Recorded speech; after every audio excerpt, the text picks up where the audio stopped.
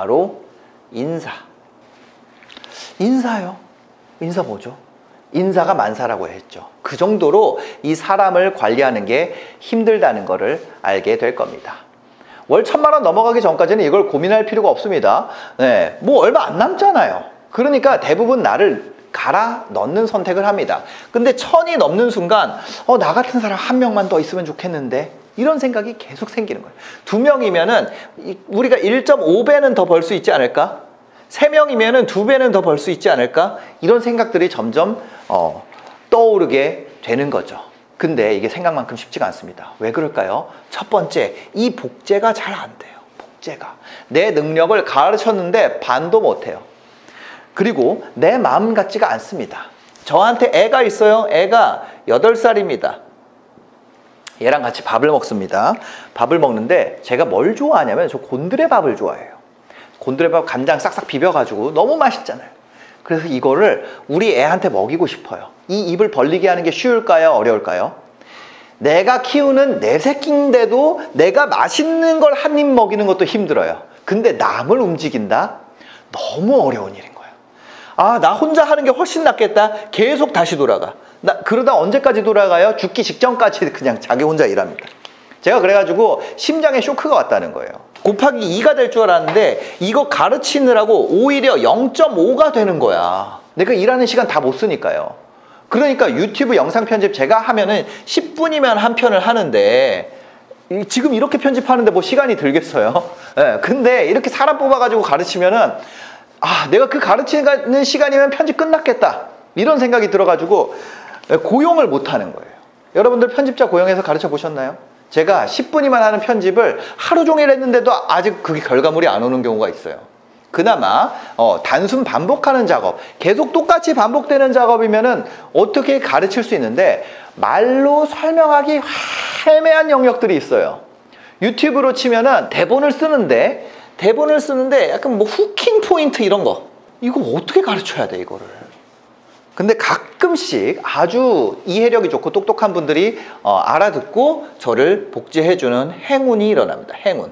그런 분을 만나는 게 행운이에요. 네, 근데 여기서 두 번째 문제가 생깁니다. 직원은 사장이 아니라는 거예요. 열심히 가르쳐주면은 와 진짜 고맙다, 이 회사에 내 뼈를 묻어야지, 이렇게 생각할까요? 아니면 내가 배울 만큼 배웠는데 나가서 내 사업 할까, 이렇게 생각할까요? 네. 당연히 후자죠. 왜? 자기가 배웠으니까 자기가 하면은 저만큼 할 거라고 생각할 거 아니에요. 당연히. 실제로 잘하고, 잘하니까 제가 또 이뻐라 하게 되는 거고, 그런 거 아닐까요? 이걸 또 어르고 달래매고 하면서 회사를 유지시켜야 되는 스트레스가 언제부터 여러분들 시작된다고요? 바로 월 1000만 원. 1000만 원. 왜냐? 1000만 원은요, 내가 한 700 가져가고 300 직원 뽑아도 되는 돈이잖아요. 이거보다 작으면 직원이랑 나랑 가져가는 돈이 똑같아. 그래가지고 뽑기가 애매해요. 두 번째, 바로 한계를 느낀다는 겁니다. 한계. 나의 한계. 월 1000만 원까지 쫙 올라갈 때 나는 한계가 없는 사람처럼 느껴져요. 나 조만간 이재용 되겠다. 제가 렌탈 스튜디오 할 때 어떤 날에 하루에 70만 원이 팔린 날이 되는 거예요. 개업한 지 얼마 안 됐을 때입니다. 나 이재용 되겠다. 근데 실제 가져가는 돈이 한 1000 정도 넘어가기 시작하면서 이거를 느끼게 되더라고요. 네.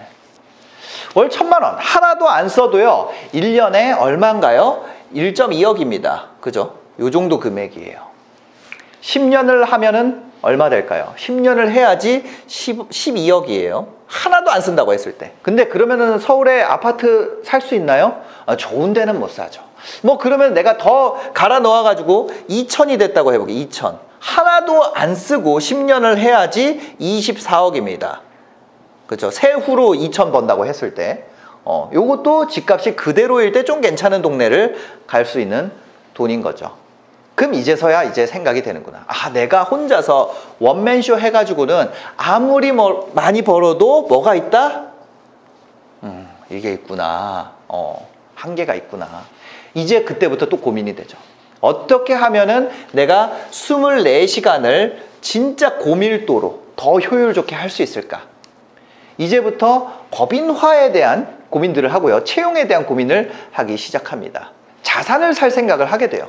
왜? 1000만 원씩 버는 게 더하기의 영역이라면 이제 곱하기의 영역으로 나가야겠다. 그 많은 자기개발 재테크 하는 사람들이 말하던 이 곱셈의 영역이 거기구나. 사이즈가 안 나온다는 거죠. 더하기로는 이제. 자, 지금 저희는 한계에 대한 얘기를 하고 있습니다. 한계. 근데 이게 부동산 투자, 이런 매각하고 이런 거 쉬워요? 그게 쉬우면 누구나 부자가 됐겠죠. 뭐 어렵다는 어렵다. 그죠? 어렵다는 걸 알게 돼요. 남이 할 때는 어때요? 남이 할 때는 쉬워 보여요. 그거 돈 있으면 다 하지. 아니라는 거예요. 건물 관리하고 이런 거 쉽지 않습니다. 그죠? 그 동네 매출액 다 알아야 돼요. 매출액에서 몇 % 정도 월세 쓰고 있는지, 이게 지속 가능한지, 지속 가능성 다 봐야 돼. 거기다가 국제정세도 봐야 돼요. 왜? 금리. 거기다가 지역별 수요. 예를 들어 상업용을 한다고 했을 때 뭐 봐야 될 게 너무 많은 거예요. 그쵸? 거기다가 뭐 땅 위치마다 또 가격이 다 달라요. 그러면 해야 될 게 너무 많아요. 그럼 이거를 하면서 내가 뭘 해야 돼요? 유지해야 돼. 유지 또는 성장. 근데 내가 이것에 대해서 어떤 게 돼요? 의심이 들어요. 내가 계속 유지할 수 있을까? 내가 계속 성장할 수 있을까? 그 상태에서 내가 뭐 건물을 사? 그러면 대출에 대한 이자는 어떻게 할까? 그럼 어떻게 돼요? 그럼 또 100% 다 모아서 사야 돼. 레버리지를 못 땡겨 쓴단 말이에요. 그 순간 100% 다 모아서 살려고 하는 순간 또 다시 덧셈으로 돌아가. 이 굴레에 빠져가지고 매일매일 고민합니다. 1000만 원씩 벌면서 표정이 어두운 사람이 바로 이 한계를 느끼고 있기 때문입니다. 세 번째입니다. 현타. 현타가 뭐예요? 무슨 뜻이냐? 분명히 돈은 많이 버는데 인생이 그대로예요. 아까 말씀드렸죠? 아파트 못 삽니다. 건물 못 삽니다. 차 바꿔가지고 스포츠카 엄청 좋은 거 바꿨어요. 예를 들어서 내가 한 2천 벌어가지고 그중에 한 1000만 원 차에다가 넣었어. 엄청 좋은 차 탈 거 아니에요. 그렇다 그래서 내가 약속 시간 뭐 30분 먼저 갈 수 있어요? 아니야, 인생 똑같아요. 지하철이 더 빨라. 거기에 지금 월 1000만 원 번다고 해서 계속해서 1000만 원씩 내가 유지할 수 있을까에 대한 자기의심, 그리고 계속 내가 갈아 넣을 수 있을까, 채용은 내가 언젠가는 해낼 수 있을까에 대한 자기의심. 그죠? 그러다 보니까 좋은 차 사놓고 뭐 해요? 그 차 타지도 못해요. 어디 놀러 가지도 못해. 계속 유지해야 되니까. 만약에 건물이라도 하나 샀다, 작은 거라도, 그러면 그거 이자까지. 그 자기의심 때문에 진짜 어디 가지도 못하고 계속 일하는 겁니다. 벌어지면 벌어지는 대로 더 해야 되고, 안 되면 안 되는 대로 해야 되는 데고. 그러면 그때부터 무슨 생각이 드냐? 아, 내가 돈을 왜 벌지? 이런 현타가 오게 된다는 겁니다. 여기까지 듣고 공감이 오시는 분들이 분명히 계실 겁니다. 네 번째 스트레스입니다. 압박감. 월 1000만 원을 벌었어요. 그럼 기분이 좋을 거 아니에요. 그럼 주변에다가 이게 1000만 원이라는 벽이 있습니다. 1000만 원이라는 벽이 있는데 내가 처음으로 딱 뚫고 올라서 여기. 이때 우리는 어떤 선택을 하나요? 카톡에 좌우명을 씁니다. 내 인생에 포기란 없다. 뭐 이런 거 써놓는다고. 여기 딱 올라왔을 때, 이때 인스타그램에 전부 비공개합니다. 인스타그램 전부 비공개라 기존까지 컨셉 이제 버리겠다는 거야. 난 푸사도 뭐 희한한 거 뭐 해놓고. 그런 거죠. 그러면서 막 이런 뭐 자기개발 관련된 거 막 이렇게 써놔, 거기에. 뭐 막 써놔. 게으른 자는 그걸로도 충분하다고 말한다. 막 이런. 하여튼 몰라. 하여튼 그런다고요. 그 다음에 막 연락 오면 자기가 이제 그럼 어떻게 할까요? 제가 그랬잖아요.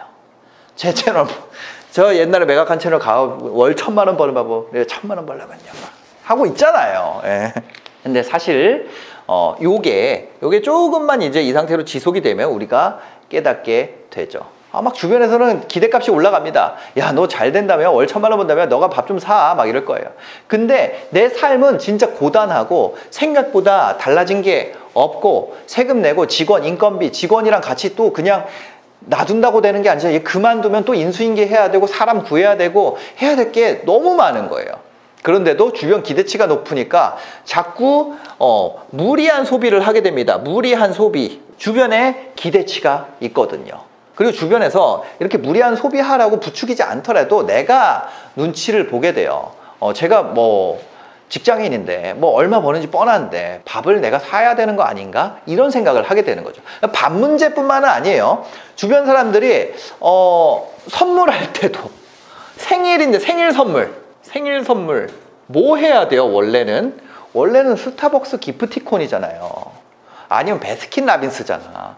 근데 그걸 하면은 섭섭하게 생각하는 애들이 나오기 시작해. 어떻게 해야 돼? 예. 그거에 맞추다 보면은 어떻게 돼요?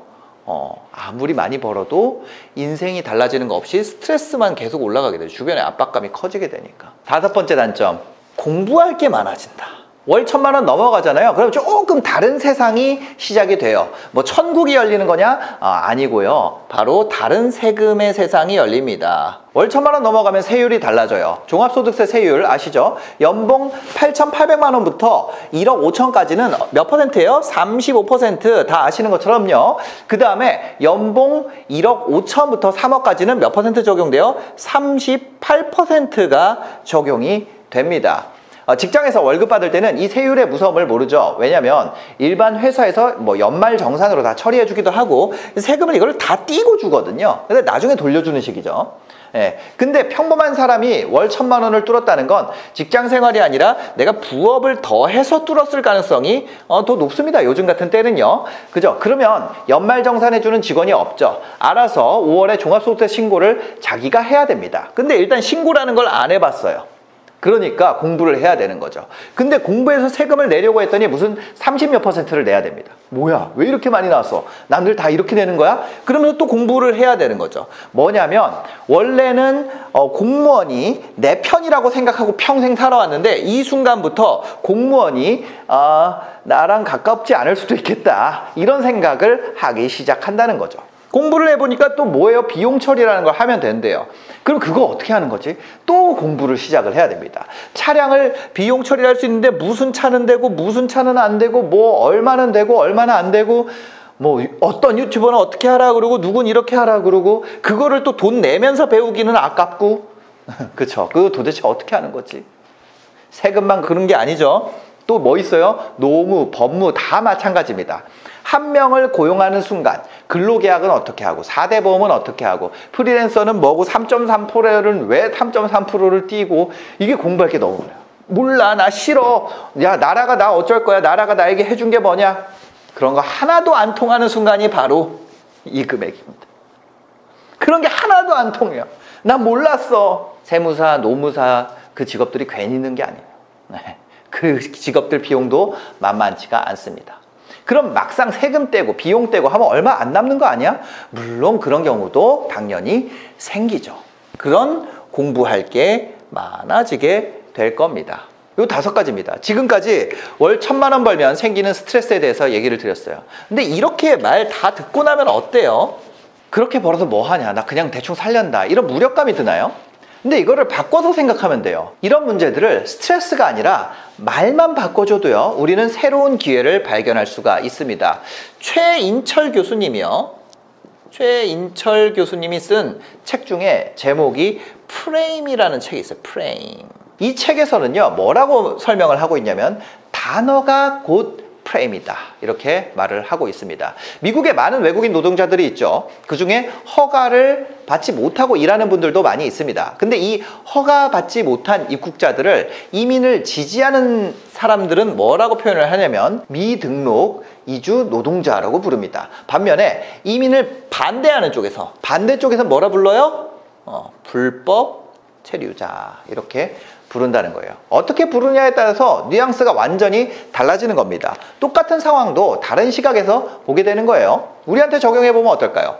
월 1,000만 원이 넘어가면서 생기는 변화를 단점이라고 생각할 거냐 아니면 도전이라고 생각할 거냐, 이거는 우리가 선택할 수 있다는 거예요. 이걸 어떻게 선택하느냐에 따라서 누구는 1,000만 원 고지를 넘어서서 더 큰 부자가 될 거고요. 누구는 그래서 나는 돈은 안 벌 거야 라고 선택을 할 겁니다. 오늘 컨텐츠를 어떻게 프레이밍 하느냐에 따라서 다를 거예요. 어떤 분들은 돈을 안 벌어야 되는 이유로 받아들이는 분들도 있을 겁니다. 어떤 분들은요, 돈을 못 벌고 있는 현실에 대한 위로로 받아들이는 분들도 있을 거예요. 어떤 분들은요, 1,000만 원 이상의 도전으로 받아들이는 분들도 있을 거였고요. 이미 돈 그거 많이 벌어본 분들은 웃음, 코미디로 받아들이는 분들도 있을 거예요. 왜? 내가 저 과정을 거쳐봤거든. 스트레스라고 정의를 하는 순간 여러분들은 지금 그냥 살던 대로 살게 되는 선택을 할 가능성이 높아지게 되겠죠. 모든 사람들이 돈을 많이 벌어야 하고 그런 건 아닙니다. 모든 사람들이 성공해야 되는 건 당연히 아니에요. 이런 고민을 하는 거 싫다. 그러면 당연히 그 삶도 엄청나게 가치가 있는 삶입니다. 반면에 내가 월 1,000만 원 또는 그 이상을 목표로 한다. 그렇다면 이 모든 문제들을 내가 도전으로 받아들여야 되는 거죠. 이 도전은 극복해 볼 수 있잖아요. 이렇게 단어만, 프레임만 다르게 짜도 상황을 바라보는 눈이 바뀌게 됩니다. 눈이 바뀌어야 여러분들도 삶이 즐거워지게 되겠죠. 한 10억? 10억에서 50억대? 예, 요 정도 매출하시는 분들을 진짜 제일 많이 만났던 것 같아요. 뭐 식당 하시는 분들도 있고 쇼핑몰 하시는 분들도 있고요. 근데 그분들이랑 얘기하던 중에 이 망하기 직전 인생뿐만 아니라 이 사업도 망하기 직전에 나타나는 핵심적 징조들이 있다는 거예요. 이게 너무 재밌어. 이 세 가지가 우리가 이전에 그 영상 올렸잖아요. 성공하기 전에 만나는 세 가지, 그거랑 또 다르게 실패하기 전에도 이 세 가지 징조가 있더라는 거예요. 엉규야, 너도 실패했잖아. 너 그런 징조 못 느꼈니? 지나고 보니 나도 있었어. 네. 그렇죠? 이것을 넘기지 못하면 수백억 또는 수천억대로 가기는 너무 힘들다. 거의 이 고비에서 많은 자영업자들이 망하고 그들이 하는 얘기들이 거의 다 비슷한 맥락이 있더라. 또 아무리 성공했던 사람들도요, 그 전에 실패가 있었을까요? 없었을까요? 그 사람들도 다 실패를 했어요. 그럼 그때도 이 징조가 나타났냐? 똑같이 나타났었다는 거예요. 아마 보시는 분들 중에 고개를 끄덕이는 분들이 많을 겁니다. 첫 번째 거 바로 가겠습니다. 성공의 저주. 뭐 승자의 저주 같은 건가? 아니에요. 뭐냐면 예전에 성공했던 방식을 고수하느라 더 이상 변화하기 어려운 상태입니다. 예를 들면 제가 이런 얘기 많이 했어요. 튜브가 물에 뜹니다. 그죠? 근데 이제는 나이를 먹어가지고 물놀이 할 나이가 아닌 거예요. 고기를 잡으러 원양에 나가야 되는 거예요. 근데 그 사람이 뭐 하냐면 튜브를 계속 만들어. 원양에 나가려면 우리가 원양어선을 만들어야지. 그 팀은 그래도 튜브 만들어요. 튜브를 어떻게 하려고 그러는지 아세요? 원양어선만한 크기로 만들려고 그래요. 그러면 거기 팀원들은 어떻게 생각하냐면 이거는 아닌 것 같은데요. 그럼 대표가 말합니다. 나는 태어나서 11살까지 무려 11년 동안 이걸로 물에 나가서 실패한 적이 한 번도 없어. 그러면 거기 직원들은 어떻게 될까요? 아무도 반박을 못해. 반박 불가야. 물 뜨는 거 보여줄까? 딱 튜브 올리면 물 둥둥 뜹니다. 나머지 사람들은요, 이게 병신짓인지 어렴풋이 느껴요. 그러면서도 원양어선 크기만한 튜브를 만듭니다. 처음에 작은 실험을 해요. 작은 실험하면서 요즘에 뭐라 그러는지 아세요? 이 튜브 만들면서 야, 봐, 린하게 하니까 되잖아. 그리고 나서 튜브를 이만한 걸 만들고 출항하자마자 어떻게 되는지 아세요? 바위에 찢겨가지고 다 가라앉고 맙니다. 이거 어떻게 알 수 있어요? 회사 매출이 꺾이고 있는데 대표가 이런 얘기를 해요. 네가 뭘 안다고 나서냐? 야, 그거 다 해본 거야. 시키는 거나 잘해. 이 얘기 들으잖아요. 그럼 뭐라 그랬죠? 무슨 징조라고요? 탈출 징조다. 망하는 징조 1번입니다. 예, 이게 1번입니다. 2번입니다. 바로 실패 합리화. 실패 합리화가 뭘까요? 가장 무서운 점은요, 이 실패의 합리화가 맞는 말이라는 점이에요. 아까 1번도 마찬가지죠. 틀린 말이 아니기 때문에 점점 이 망해가는 것에 대해서 당연하다고 생각하고 체념하게 됩니다. 예를 들면 너무 당연해서 당연한 거예요. 뜨거운 물은 식습니다. 저는 뜨거운 물이었어요. 그래서 식은 겁니다. 이런 거죠. 근데 사실 이런 거를 돌파하는 사람은 어떤 거냐면 이 뜨거움을 유지하기 위해서 온천수처럼 행동해요. 언제나 뜨거운 물을 여기다 부으려고 최선의 노력을 다하고 있습니다. 이 자연적인 현상과 싸워가는 과정이 사실은 회사를 운영하는 거였던 거야. 그래서 이 당연함을 넘어서려는 사람들이 이 구간을 넘어서게 돼요. 이 구간에서 하는 말들이 이런 거예요. 우리가 탓하게 되는 거죠. 이 실패에 대해서 합리화를 하는 거예요. 뭐냐면 이 구간의 멘트를 딱 들어보면은 확 와닿으실 거예요. 야, 우리가 그 전까지는 작았으니까 잘 됐지. 이 정도 사이즈에서는 잘 안 되는 게 당연해. 맞는 말인 거야. 야, 우리 지금 같은 분야 다 불황이야. 봐, 경쟁업체도 떨어져 나가고 있잖아. 맞는 말이야. 지금 우리 이 주변 환경 때문에 안 되는 거야. 야, 그 코로나 때문에 다 안 되는 거잖아. 근데 그때 뭐가 일어나냐면 선수 교체가 일어난다는 게 문제예요. 네. 그래서 이 실패 합리화를 하지 않고 이거를 인정하면 안 돼. 이 와중에 다음 세대로 세대 교체를 당하고 있는 거라니까. 그 다음 세대에서 자라고 있는 애들을 찾아서 따라잡아야 됩니다. 그렇지 않으면 이 구간에서 또 망하게 된다는 거죠. 세 번째입니다. 네. 기존 방식의 붕괴. 통하던 것이 이제 안 통해요. 계속 통하는 방법이 있을까요? 방법이라는 건요, 계속 진화해요. 비슷한 대체제들이 싼 값에 공급되기 시작하면 기존에 했던 방법들은 힘을 잃어버리죠. 그리고 내가 했던 방식이 구닥다리 방식이 돼버려요. 새로운 경쟁자들이, 새로운 세대들이 핵심 전략만 쪽쪽 뽑아가지고 우리 팀이 했던 거 막 이렇게 엄청 많았는데 그 중에 요것만 하면 되는구나, 요거를 해가지고 굉장히 빠르게 따라오기 시작해요. 큰 성이 있어요. 우리는 이미 오래 했어. 큰 성이 있어요. 이 성을 떠받치는 기둥이 뭔지를 모르는 거야. 그러니까 계속 유지하느라 모든 기둥을 다 점검해야 돼요. 이거를 저희가 뭐라고 부르기로 했냐면 징크스라고 부르면 징크스. 예. 이것 때문에 해야 될 게 너무 많아요. 매뉴얼이 이만큼씩 돼. 그러다 보니까 새로 시작하는 경쟁자들은 쓸모없는 기둥은 아예 세우질 않는 거예요. 위에가 무겁지가 않으니까. 그러니까 올라오는 속도가 훨씬 빠르죠. 예. 이 상태를 우리가 알아볼 수 있는 멘트들이 있습니다. 우리가 제일 잘하는데 우리가 답이 없으니까 다른 애들도 안 될 거야. 야, 지금 우리 팀이 하고 있는 게 최선이야. 더 방법 없어. 우리가 제일 큰데 뭐. 이런 멘트들. 그러는데 매출이 어때요? 꺾이고 있으면 그거는 만약에 매출, 영업이익 이런 게 이제 꺾이고 있는데 거기서 통렬한 반성이 없이 만약에 회사에서 이런 소리만 다 나오고 있다. 이런 조직이라면 당연히 나와야겠죠. 이런 개인이라면요, 인생 망하는 거는 그냥 눈앞에 보이는 상황이라는 겁니다. 예, 우리가 이 상황 세 가지 다시 한번 볼게요. 뭐였죠? 네, 첫 번째, 성공의 저주. 두 번째, 실패 합리화.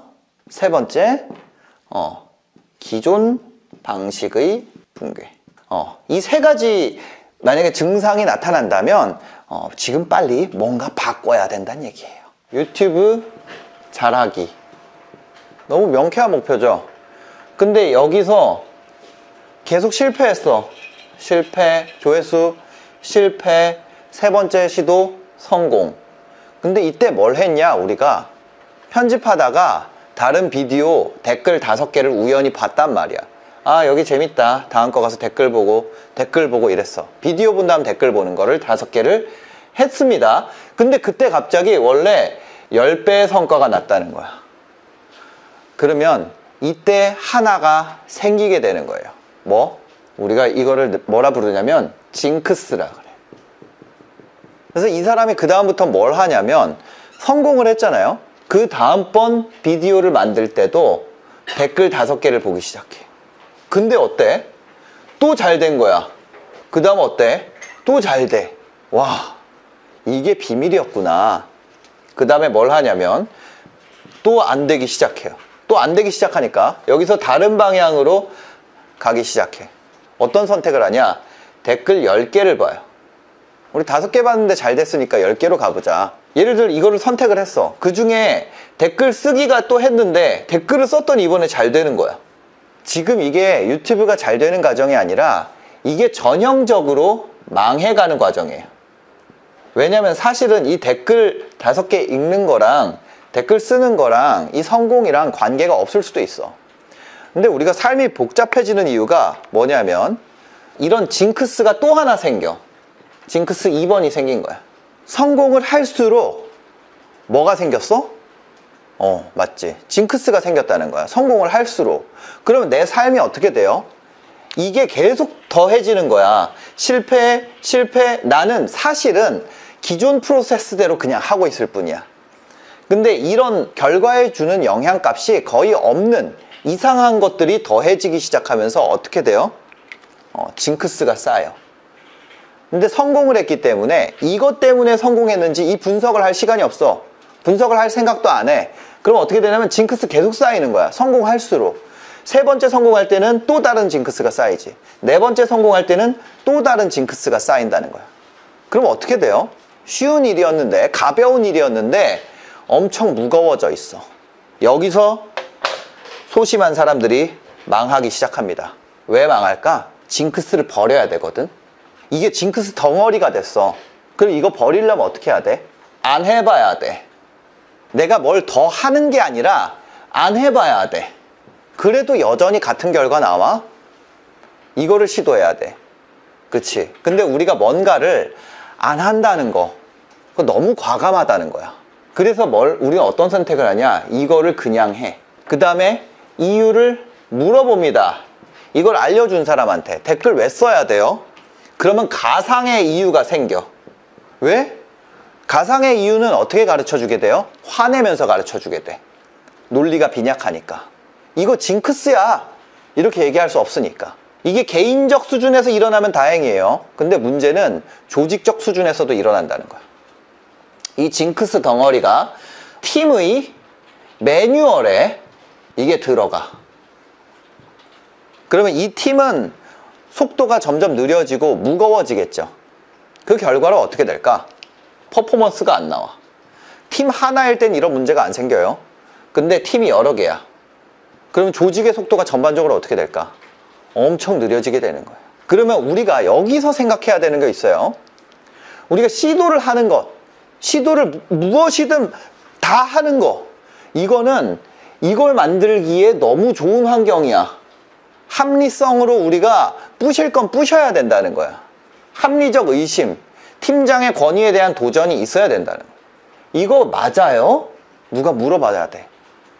그럼 우리 리더들은 어떻게 해야 돼요? 그거 내가 검토해 볼게. 사실 나도 모르겠어. 그걸 물어보고 그렇게 얘기했을 때 권위가 망가지지 않는 조직을 우리가 만들어야 돼요. 보통은 그렇게 물어봤을 때 대답이 안 나오잖아. 그럼 팀장의 권위가 부서져. 그러니까 화를 내게 되는 거야. 물어봤을 때. 징크스인지도 몰라. 그거를 만들어야지 어떻게 돼요? 가벼워진다는 거야. 가벼운 조직의 필요성에 대해서 얘기를 하겠습니다. 어떤 것을 잘하게 된다. 잘하도록 훈련시킨다. 이것이 리더가 할 역할 중에 하나예요. 그죠? 잘하도록 훈련시킨다. 근데 이거를 하려면 어떻게 해야 되냐? 두 가지 요소가 있어요. 첫 번째, 시간. 두 번째, 퀄리티.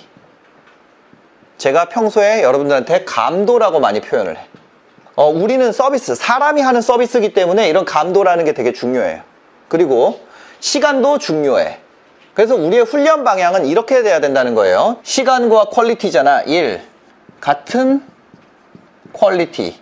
같은 퀄리티인데 시간을 단축해. 두 번째는 뭐예요? 같은 시간인데 퀄리티를 올려. 무슨 얘기인지 알아요? 이것을 하도록 만드는 거예요. 같은 퀄리티인데 시간을 단축한다.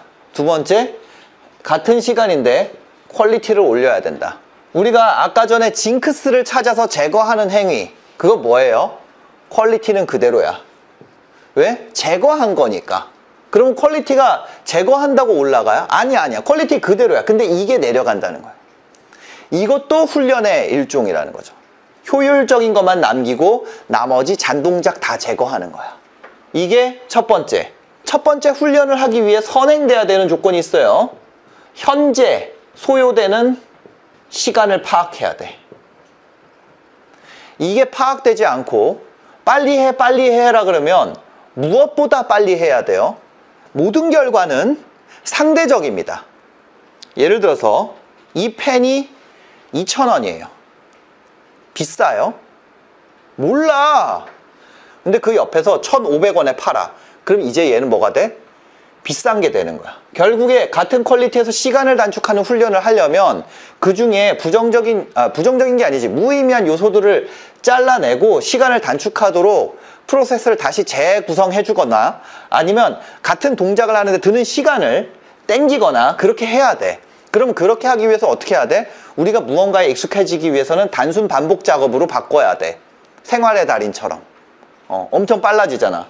근데 업무에 이렇게 시간을 단축할 수 있는 기술적인 부분이 있는지를 우리가 알아내야 된다는 거지. 근데 그거는 이제 나중에 얘기를 하기로 하고, 그럼 훈련 구성에 대한 건 나중에 얘기하기로 하고, 지금 뭐냐면 일단 당장 할 수 있는 거는 이거라는 거예요. A안. 시간을 단축하는 거. 근데 선행 조건은 뭐다? 지금의 시간을 알아야 된다고. 근데 뭐예요? 우리가 누가 편집을 하는데 얼마가 걸리는지를 몰라. 누가 썸네일을 뽑는데 얼마 걸리는지를 몰라요. 누가 원고를 쓰는데 얼마의 시간이 소요되는지를 몰라. 그러니까 어떻게 돼요? 목표만 주는 거야. 할당량만. 주에 1표 만드세요. 주에 2표 만드세요. 주에 3표 만드세요. 할당량만 주는 거야. 그러면 팀장은 어때요? 나한테 할 수 있습니다. 그렇게 된다고. 그러면 어떻게 돼? 밑에 애들은 왜 할 수 없는지를 몰라. 근데 예를 들어서 무언가를 하는데 우리가 계산을 팀장이 어떻게 해야 되냐면, 주당 40시간을 근무를 한다 그러면 각 시간의 요소 들어가는 시간을 파악을 하고, 이 사람에게 40시간이 들어가고 우리가 비디오를 만드는데 35시간이 든다고 해보자. 그러면 5시간의 자투리 시간이 남잖아. 이거를 알아야 된다는 거야. 이걸 알아야 돼. 근데 이거를 몰라. 그러면 1번의 훈련을 할 수 있어요? 할 수 없어. 될 수 있는 한 많이 하자. 이거 요소 제거도 될 수 있는 한 많이 하자. 이런 방향으로 간다는 거예요. 우리가 그래서 어떻게 해요? 분 단위로 어떤 업무를 수행하는데 같은 퀄리티인 경우에 몇 분이 걸리는지를 파악하잖아. 그 다음에 40시간이 오버되는 작업이 될 것 같으면 어떻게 해요? 데드라인을 늦춘다고. 지속 가능하지가 않으니까. 근데 아까 여기서부터 얘기가 나왔는데, 우리가 같은 시간에 퀄리티를 올리는 거, 요거는 완전 훈련이야. 더 해야 돼. 뭔가를 더 하거나 뭔가에 대한 화학적인 변화가 있어야 돼. 근데 이거는 같은 퀄리티의 시간을 단축하는 거는 우리한테 쌓여있는 징크스를 제거하는 거, 과감하게 업무를 안 해버리는 거, 그 부분을, 그것만으로도 1번이 개선될 가능성이 매우 높다는 거야. 우리가 뭐에 많이 의존해요? 매뉴얼화 작업, 시스템화 작업을 하자고 매일 얘기를 하잖아. 근데 그러다 보니까 징크스까지 매뉴얼에 들어가 있는 팀들이 있어요. 내가 봤을 때는 우리가 징크스를 찾기 위해서 과감해져야 돼. 그렇게 소심하게 갈수록 결국엔 어떻게 돼요? 우리 조직의 속도는 느려지고 도태되고, 개인적 차원에서는 내가 과감하지 못했기 때문에 퍼포먼스가 떨어지게 된다니. 하루를 셋으로 나누면요 8시간씩이 있습니다. 우리가 피할 수 없는 8시간이 있어요. 바로 자야 되죠. 그 다음에 8시간은 뭔가요? 내 생활이에요. 그 다음에 8시간은 뭐예요? 회사, 뭐 아니면 어떤 업무겠죠. 세 가지에 대해서 우리가 포기하게 되는 상황을 한번 얘기를 드려볼게요. 회사에 있을 때 어떤 생각을 하냐면요, 퇴근하고 뭐하지? 이런 생각을 해요. 그러면 사생활일 때는 행복하냐? 그러지 않아요. 이 사람은 이때도 불행해요. 왠지 알아요? 이때 회사 가면 어떡하지? 그러면 잘 때라도 행복해야 될 거 아니에요? 잘 때는 내가 행복해야 될 거 아니야? 그럼 잠도 못 자. 내일 아침 출근 어떡하지? 일찍 일어나야 되는데. 이 사람의 인생에 행복이 끼어들 때가 있어요. 회사에 있을 때 행복한가요? 아니에요. 퇴근 후만 생각하니까. 8시간 내내 공상하는 거예요. 8시간 내내 다른 생각해요. 내가 다른 생각하고 있는데 거기에다가 말 거는 사람은 어때요? 게임하고 있을 때 옆에서 말 거는 사람 어떻게 돼요? 짜증나죠. 상사 얼굴이 어때요? 동료 얼굴이 어때요? 점심시간에 입 안에 밥 들어가는 꼴도 보기 싫은 거야. 그럼 어떻게 돼요? 밥 혼자 먹어. 왜? 그 꼴 보기 싫으니까. 사람들이 밥을 먹으면서 쩝쩝거리는 것도 마음에 들지 않기 시작해. 슬리퍼를 내 자리로 넘어와 있는 것도 보기 싫어져, 점점. 왜? 나는 이 생활만 생각하니까. 반대로 사생활일 때는 어때요? 집에 있는 사람들 다 짜증나. 왜 그럴까요? 회사에 있는 사람 때문에 내가 스트레스 받고 있는데 왜 내 마음 몰라줘? 회사 일이 중요하잖아. 내가 회사에서 이렇게 월급 받아가지고 내가 생활비를 주고 있잖아. 그런데 그것도 모르고 옆에서 까르륵거리고 이러면은 속이 뒤집어지는 거야. 그럼 거기서도 어떻게 돼요? 또 불행이 오는 거예요. 그러면 이 사람은 잘 때도 마찬가지죠. 다음날 빨리 일어나야 되니까. 그럼 퍼포먼스 어떻게 돼요? 퍼포먼스 계속 떨어져. 그 회사에서 칭찬받을까요? 깨질까요? 회사에서 깨져. 와이프한테 사랑받을까요? 욕먹을까요? 물론 와이프 좋은 사람이면 계속 사랑해줄 수 있겠지. 근데 계속 찡찡거리는 애를 달래주는 엄마가 있어요. 결국에 엄마도 화를 내게 돼. 수면의 질은 어떨까? 이 사람은 이 삶을 지속할 수 있을까요? 결국에 선택하는 게 바로 포기가 오게 된다는 거예요. 이게 포기의 90%가 나오는 작동 방식입니다. 지금 내가 하고 있는 거에 만족이 안 되는 거야. 지금 내 거에 대해서 감사한 마음이 없는 거예요. 지금 내가 하고 있는 일에 대해서 충분히 고마운 마음이 없어요. 그거가 없으면 다 싫어요. 전투경찰로 근무를 했었거든요. 근데 저희가 뭘 했었냐면 목욕봉사를 나갔었어요. 그 독거노인 분 중에 오랫동안 누워있어가지고 안 씻고 이런 분들을 저희가 일주일에 한 번씩 목욕을 시켜드렸어요. 그래서 제가 어떻게 했냐면 그분들의 이제 이렇게 엉덩이나 이런 데도 다 닦아드려야 되잖아요. 근데 그게 도저히 엄두가 안 나는 거예요. 그래도 최선을 다해서 하고 있었어요. 그 상태에서. 너무 하기 싫지만. 근데 딱 선임이 잠깐 나오라 그러는 거예요. 뒤질래? 이러는 거. 그러고 나서 몇 대 맞았던 것 같아요. 그리고 다음 집을 가서 하는데 모르겠다 하고 그냥 몸을 그냥 나를 던졌어.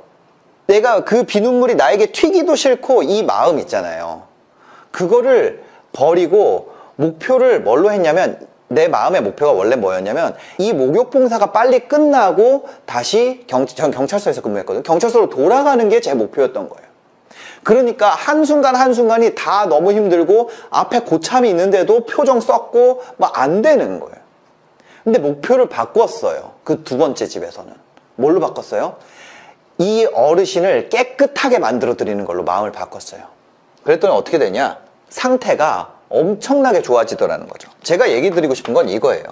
회사에서는 일이라는 거를 행복하게 하려면요, 회사의 목표와 조직의 목표죠, 개인의 목표가 일치하는 점을 찾아야 돼요.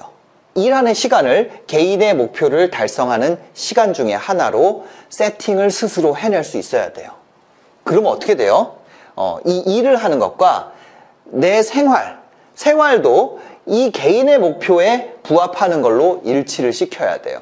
그러면 다른 사람들은 어떻게 해요? 인생을 3등분 했을 때 누군가는 나의 발전을, 내 목표를 달성하기 위해서 누군가는 8시간을 쓰는데 누군가는요 16시간을 써요.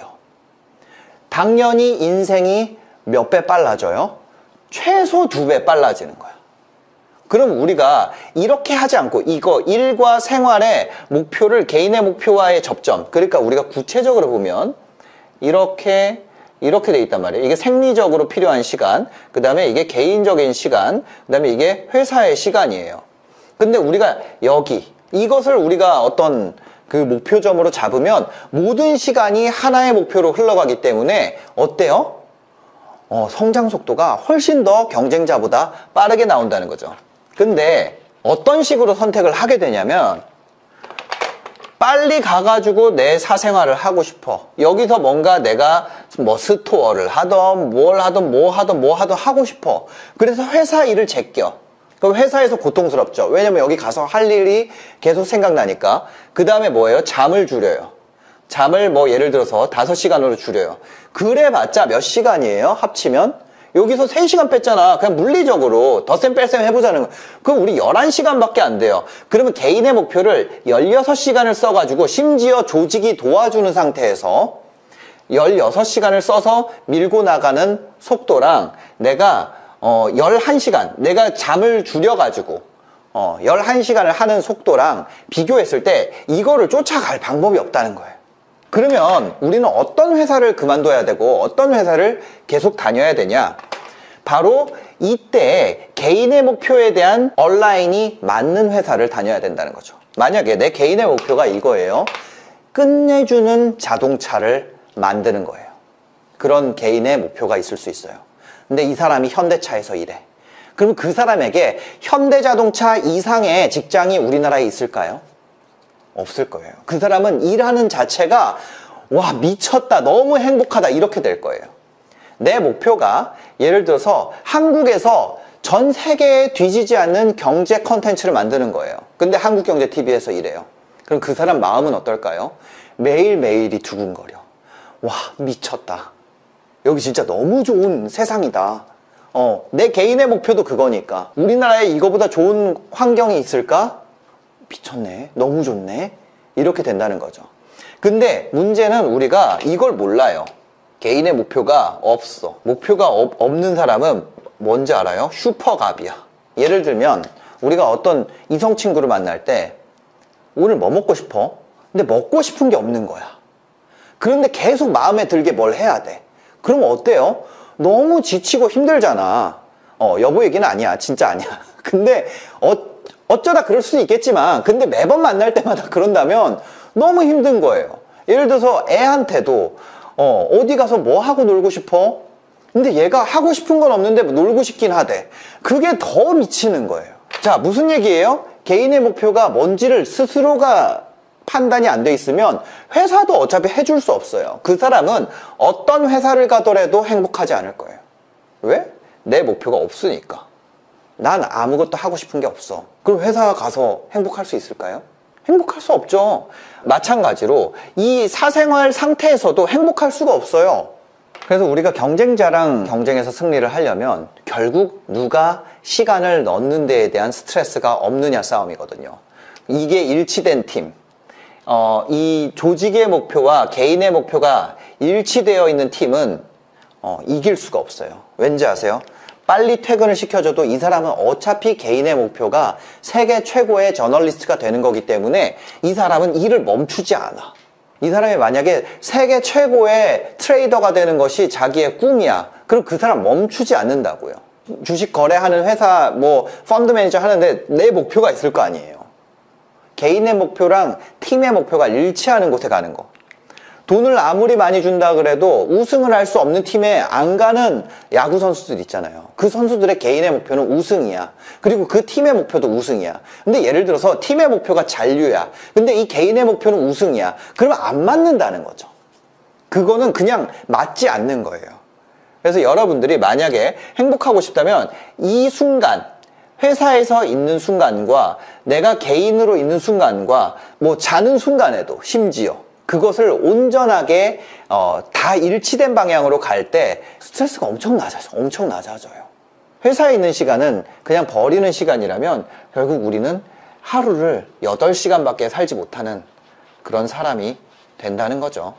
그러다 보면은 행복도 안 오고 성장도 뒤처지고 전반적으로 그런 문제가 생긴다. 근데 여러분들이 지금 만약에 회사의 목표와 내 목표가 맞는 상태라면 저는 그런 회사는 절대로 그만두면 안 된다고 생각합니다. 반대로 여러분들의 목표와 회사의 목표가 맞지 않다면 팀을 위해서라도 나와주는 게 좋은 선택이 아닐까 그런 생각을 합니다. 출근길에 불행한 사람들이 있죠. 저 같은 경우도 그런 생각을 많이 했었어요. 이 버스가 사고가 났으면 좋겠다. 혹시 그런 생각을 해본 적 있으세요? 저는 출근할 때마다 그런 생각을 했던 것 같아요. 왜냐면 저는 이 용기가 없었거든요. 거절. 많은 분들이 그런 얘기를 해요. 어떻게 하면 행복해질 수 있을까? 저도 이제 그거에 대해서 엄청나게 다양한 고민을 갖고 있었고, 뭐 심리학 박사분들, 정신과 의사분들, 뭐 아니면은 성공했다는 멘토, 이런 분들이 제 채널에, 지금은 제 채널이 아니죠. 이전에 저의 채널에 나왔을 때 나오는 분마다 제가 이걸 물어봤던 것 같아요. 그만큼 제가 이 행복을 갈구했었거든요. 근데 많이 물어보다 보니까 알게 된 사실이 있어요. 행복하려고 아무리 마음 먹어도 사람은 자기가 갖고 있는 수치만큼만 행복한다. 무슨 말이냐면 어떤 사람은 기본 행복값이 100인 사람이 있어요. 어떤 사람은 80인 사람이 있어요. 어떤 사람은 70인 사람이 있고 어떤 사람은 200인 사람도 있죠. 근데 내가 100이라고 해볼게요. 누군가의 부탁을 들어준다는 거는요, 어떤 사람에게 내가 갖고 있는 이 행복의 수치를 나눠준다는 것 같아요. 그런 사람이 10씩 나눠주는 사람이 5명만 돼도 나에게 집중할 수 있는 행복의 수치는 줄어들게 되죠. 도식적으로 보면 이런 느낌인 것 같아요. 근데 거절을 한다라는 건 내가 진짜 필요한 것만 놔두고 내 행복을 희생할 가치가 있는 거에만 놔두고 나머지를 끊어낸다는 거죠. 그러니까 내가 원래 가지고 태어난 수치 이상으로 막 키울 수는 없지만, 원래 기본적으로 우울한 사람들이 있어요. 그거 이상으로 키울 수는 없지만 거절을 통해서 최소한 내가 가진 값에 가까운 만큼의 행복도를 유지할 수가 있다는 겁니다. 이것이 바로 이 거절의 위력인데요. 이 거절의 위력은 어디에 나와 있냐면 타이탄의 도구들이라는 책에 보면 나와 있습니다. 마리아 포포바라는 분이 있습니다. 이분은요 2006년에 메일링 서비스를 만들기 시작해가지고 2012년에는요 몇 명을 하게 되냐면 120만 명에게 메일링 서비스를 하게 된 분입니다. 옆에 지금 사진이 나오잖아요. 이분 같은 경우에는 이렇게 표현을 했어요. 하루를 시작할 때 어떻게 하는 것이 가장 나의 행복도를 올릴 수 있느냐? 이 질문에 대해서 바로 그것의 답이 어디에 있냐? 거절에 있다고 표현했습니다. 심지어 어떤 식으로 말을 했냐면 간단하다. 원치 않는 부름에 응답하지 않는 것. 그것이 행복의 본질이다. 이렇게 표현을 해놨습니다. 이 이야기가 타이탄의 도구들에 나와 있는 얘기인데요. 특히 이렇게 사람을 분류를 했어요. 나와의 미팅에 10분도 준비 안 하는 사람, 이런 사람 거절해야 된다는 거예요. 두 번째가 뭐였냐면 일방적으로 형편없는 제안을 하는 사람, 이런 사람 거절해야 된다는 거예요. 세 번째가 뭐였냐면 직접 대화하거나 대화해야 될 문제를 이메일 보내는 사람, 이런 사람 거절해야 된다. 이런 사람들을 통틀어서 뭐라고 표현했냐면 준비가 되어 있지 않은 무능한 사람이라고 표현했습니다. 이런 사람들만 끊어내도, 이런 사람들의 제안을 거절하기만 해도 어떻다는 거예요? 내 삶의 질이 올라간다는 거예요. 아까 처음에 얘기했던 대로 내가 가지고 있는 행복도만큼은 내가 온전히 누리고 살 수 있다는 거죠. 근데 불행하기로 마음먹은 사람은 그 이상으로 행복해지기는 어렵더라. 자, 거절을 못하는 이유가 그거예요. 반대로 내가 거절을 당하는 것에 대해서 데미지를 입는 타입이기 때문에 다른 사람을 거절한다는 것에 대해서 굉장히 미안한 마음이 들게 되는 거죠.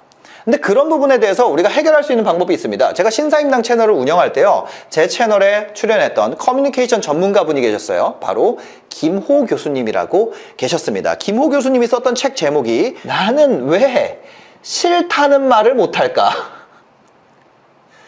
이런 책이 있어요. 나는 왜 싫다는 말을 못할까? 그 책을 인용하자면 그 책에 이런 내용이 있습니다.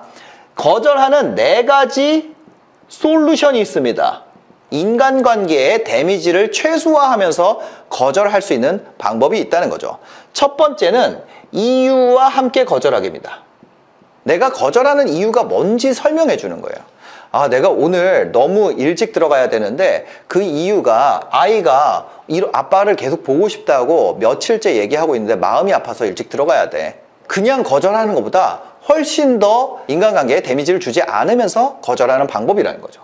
두 번째, 대안을 제시하기. 상대방이 요청하는 정도가 예를 들어 10이에요. 야, 우리 오늘 저녁 식사할래? 나 저녁은 어려운데 그 전에 우리 오후 시간에 티타임은 괜찮은데, 이렇게 상대방이 요구하는 게 10이라면 한 5, 6 정도에서 다시 역제안을 하는 방식입니다. 세 번째는요, 관심, 동의와 함께 거절하기. 예를 들면 이런 거예요. 어떤 프로젝트가 있어요. 나 그 프로젝트 너무 해보고 싶은데 내가 지금 다른 거 하느라 여력이 안 돼. 나 그거 너무 좋은 프로젝트인 거 알고 그렇게 하고 싶은데 내가 여력이 안 돼서 안 되는 게 너무 아깝고 안타깝네. 이게 바로 관심과 동의를 주면서 행위만 거절하는 방법이라는 거죠. 마지막으로 4번째로 제시하는 것이 감사의 뜻과 함께 거절하기. 저한테 강연 문의가 많이 들어와요. 책을 냈으니까 이 책에 대해서 홍보할 수 있는 기회를 주시겠다는 감사한 뜻이 있어요. 근데 제가 그거에 대해서 이분이 생각해 준 거에 대해서 고마움도 모르고 배은망덕하게 저는 제 거 해야 돼서 안 됩니다 이렇게 얘기하기가 어렵잖아요.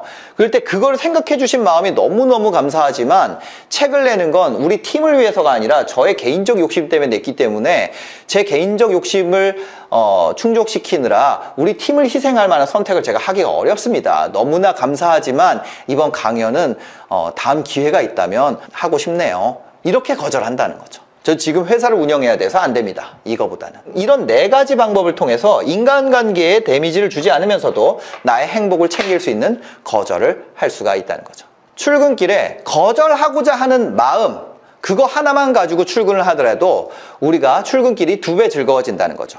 그럴 계획을 가지고 있으면 우리가 이 계획에 대해서, 계획이라고 표현하니까 좀 재미없을 수도 있는데요. 작전을 가지고 있으면 그런 작전을 내가 어떻게 실행할 것이냐, 그런 상황이 오기를 오히려 기다리게 된다는 거죠. 우리가 망치를 들고 있으면은 못 튀어나온 데가 어디야 이것만 보인다는 것처럼 우리가 거절에 대한 계획을 가지고 있는 것만으로도 상대의 의견이 왔을 때 어떻게 대응해야 될지에 대한 방안을 가지고 있고 그것이 여러분들을 강하고 행복하게 만들어 줄 거라는 뜻이죠. 오늘 컨텐츠는요, 타이탄의 도구들과 나는 왜 싫다는 말을 못할까, 이 2권의 책을 기반으로 제작되었습니다. 더 자세한 얘기는요, 여러분들이 책을 통해서 재미있는 이야기들 살펴보실 수 있을 것 같습니다. 앞으로도 책을 통해서 얻을 수 있는 재미있는 이야기들 여러분들에게 소개해드리도록 하겠습니다. 가난한 사람과 부자들이 보는 관점이 다른 것처럼 또 졸부, 저 같은 졸부 있잖아요. 졸부와 찐 부자들, 찐부 또 보는 관점도 다르더라는 거예요. 가난한 사람이 보면 와 부럽다 어떻게 저럴 수가 있지 이런 상황들도 졸부들이 보기에는 뭐 저 정도는 뭐 이렇게 생각할 수도 있고 졸부들이 보기에 와 대박이다 하는 상황들도 찐부자들이 보기에는 뭐 저런 걸 가지고 저러냐 이렇게 생각할 수도 있다는 거죠. 부자 되고 싶다면 안목의 레벨을 어디에다 맞춰야 될까요? 당연히 찐부자들의 안목을 할 수 있다면 좋겠지만 안 되면 급한 대로 저 같은 졸부의 눈높이에도 맞춰보는 건 어떨까요? 자, 얘기 계속 한번 이어가 보시죠. 제가 보면은 주변에서 친구들이 망하기 전에 하는 짓들이 있더라고요. 잘된 친구들 많이 있었습니다. 그 친구들 중에 지금 생사가 확인이 안 되는 친구들도 있습니다. 그래서 저는 그 친구들이 남겼던 마지막 멘트 3가지를 정리를 했어요. 다른 사람들이 봤을 때 아무것도 아니겠지만 졸부의 눈으로 봤을 때는 아찔한 그런 멘트들 3가지 지금 준비했습니다. 첫 번째입니다. 요즘 포르쉐 싸더라. 이거 첫 번째입니다. 여기 이거 아니면 이거 그냥 자기 레벨에 따라 바꾸면 된 것 같아요. 요즘 뭐 그랜저, 요즘 아반떼, 뭐 아니면 요즘 뭐 벤츠, 요즘 BMW, 뭐가 될까요? 여기가 들어가는 게 뭐냐면 차예요, 차. 예, 이거는 너무 아찔한 포인트예요. 아니 누가 돈 벌어서 차 바꾸고 싶다는데 이거는 이제 차 바꾸기 직전이잖아요. 근데 이게 무슨 뭐 아찔한 포인트가 있어? 무슨 생각 드세요? 부럽다. 아니면 나도 뭐 돈 많이 벌면 차 바꿔야겠다. 이거는 빵점짜리 생각입니다. 그나마 나은 상태는 뭐예요? 이제 소비가 늘어날 것 같은데 이 친구가? 걱정되기 시작하는 거예요.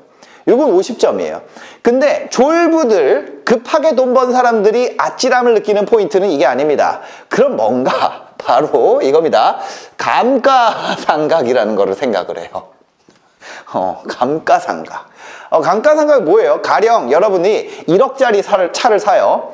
돈 벌었으니까 현금으로 샀다고 가정을 해볼게요. 그럼 이제 월 지출을 계산을 해봐야 되잖아요. 그러면은 뭐가 들어갈까요? 뭐 기름값, 보험료 합쳐가지고 한 달에 50만 원 들어간다고 가정을 해볼게요. 그럼 내가 돈 많이 버니까 50만 원이면 괜찮지. 근데 그게 사실 50만 원만 나가고 있는 게 아니에요. 왜? 감가상각이 되니까. 대부분의 차는요, 사놓으면 가격이 오를까요? 오르는 경우도 있죠. 무슨 아주 희귀한 클래식카 뭐 이런 거 올라간다 그러더라고요. 그런 거를 가져오면서 그러면 네가 클래식카를 사던가. 아니잖아. 그랜저 사는데 무슨 그런 게 있어. 그나마 이거 얘기하잖아요. 그럼 그랜저는 감가가 적어서 괜찮대. 제가 얘기하고 싶은 게 있습니다.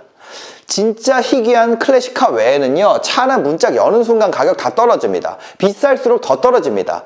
집은 비싼 집 사놓으면 올라갈 가능성이라도 있는데 얘는 무조건 다 떨어져요. 다 떨어져요. 무슨 얘기하냐면 제 친구가 포르쉐를 샀어요. 뭐냐면 기름으로 가는 포르쉐를 샀어요. 4.0이래.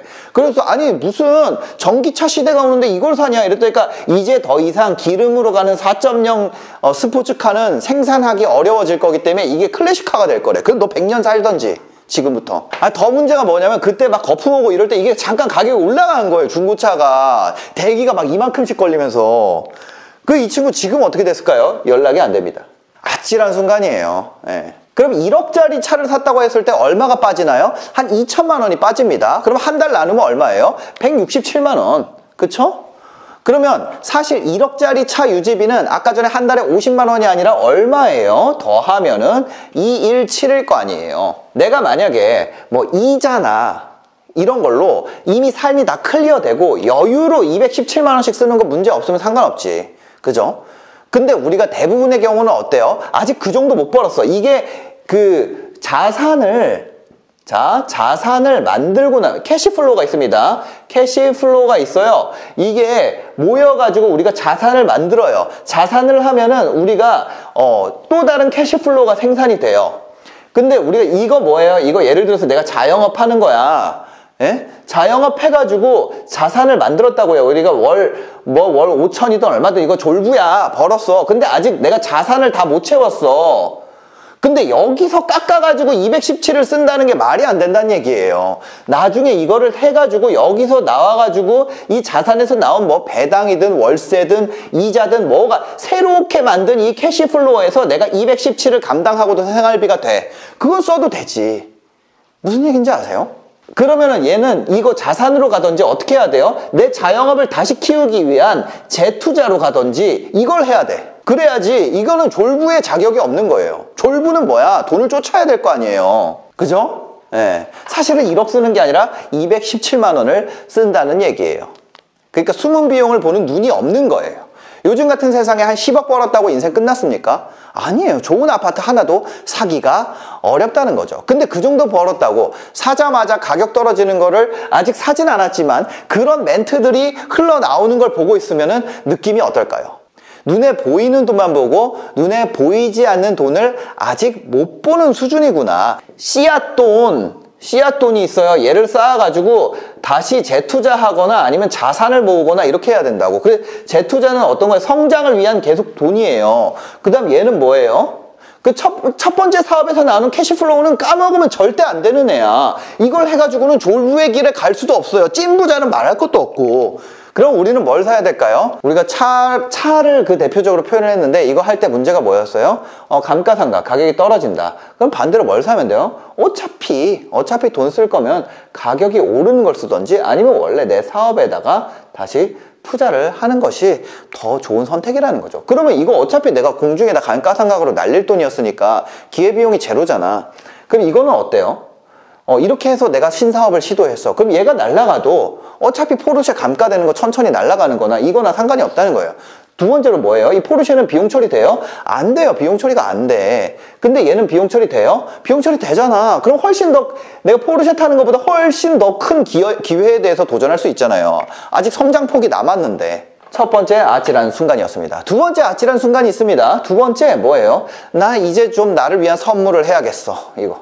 나를 위한 선물. 선물로 뭘 해요? 번아웃이 와서 번아웃 극복. 더 힘들어. 자, 이건 아직 졸부의 마인드가 됐다 안 됐다? 누가 나를 위한 선물을 샀다는 얘기를 들으면 무슨 생각이 들어요? 무슨 선물이에요? 자, 우리가 이쪽에 500만 원 들어있어요. 이거 500만 원 빼가지고 뒤로 해가지고 이쪽에다 500만 원 넣으면서 나를 위해 내가 500만 원을 줬어. 이런 소리 하는 사람이 있어요? 없잖아. 내 돈으로 내가 사는데 무슨 나를 위한 선물이에요. 뭐 선물을 줄 수 있지. 선물 주는 것 자체는 사실 문제가 안 됩니다. 만약에 돈이 진짜 많으면 문제가 안 되는 거죠. 죽을 때 돈 무덤에 싸두고 갈 것도 아니고 써야 됩니다. 근데 문제는요, 또 이거를 너무 자주 하는 거예요. 매주 선물을 한다는 거죠. 야근했으니까 치킨, 이번 주 고생했으니까 주말에 쇼핑 한번 하고, 아니면 뭐 어디 여행 가고. 이 셀프 선물들은 전부 뭐에 걸릴까요? 아까 감가상각 있잖아요. 감가상각에 다 걸립니다. 고생한 나를 위해서 뭘 해야 돼요? 삼성전자 주식을 산다. 이런 사람은 있을까요? 자, 없죠. 그럼 뭐예요? 아니, 어차피 돈 써서 날아가는 건데 경험 소비한다며 삼성전자 주식을 사는 경험 소비를 하면 안 되나? 부동산 임장을 가는 경험을 소비하면 안 되나? 그 경험이 나는 더 좋은 것 같은데. 아니면 내가 가고자 하는 꿈이 있어요. 2호점이 내 꿈이야. 2호점. 2호점을 세울 만한 곳에 건물의 월세를 알아보는 경험을 소비하면 안 될까요?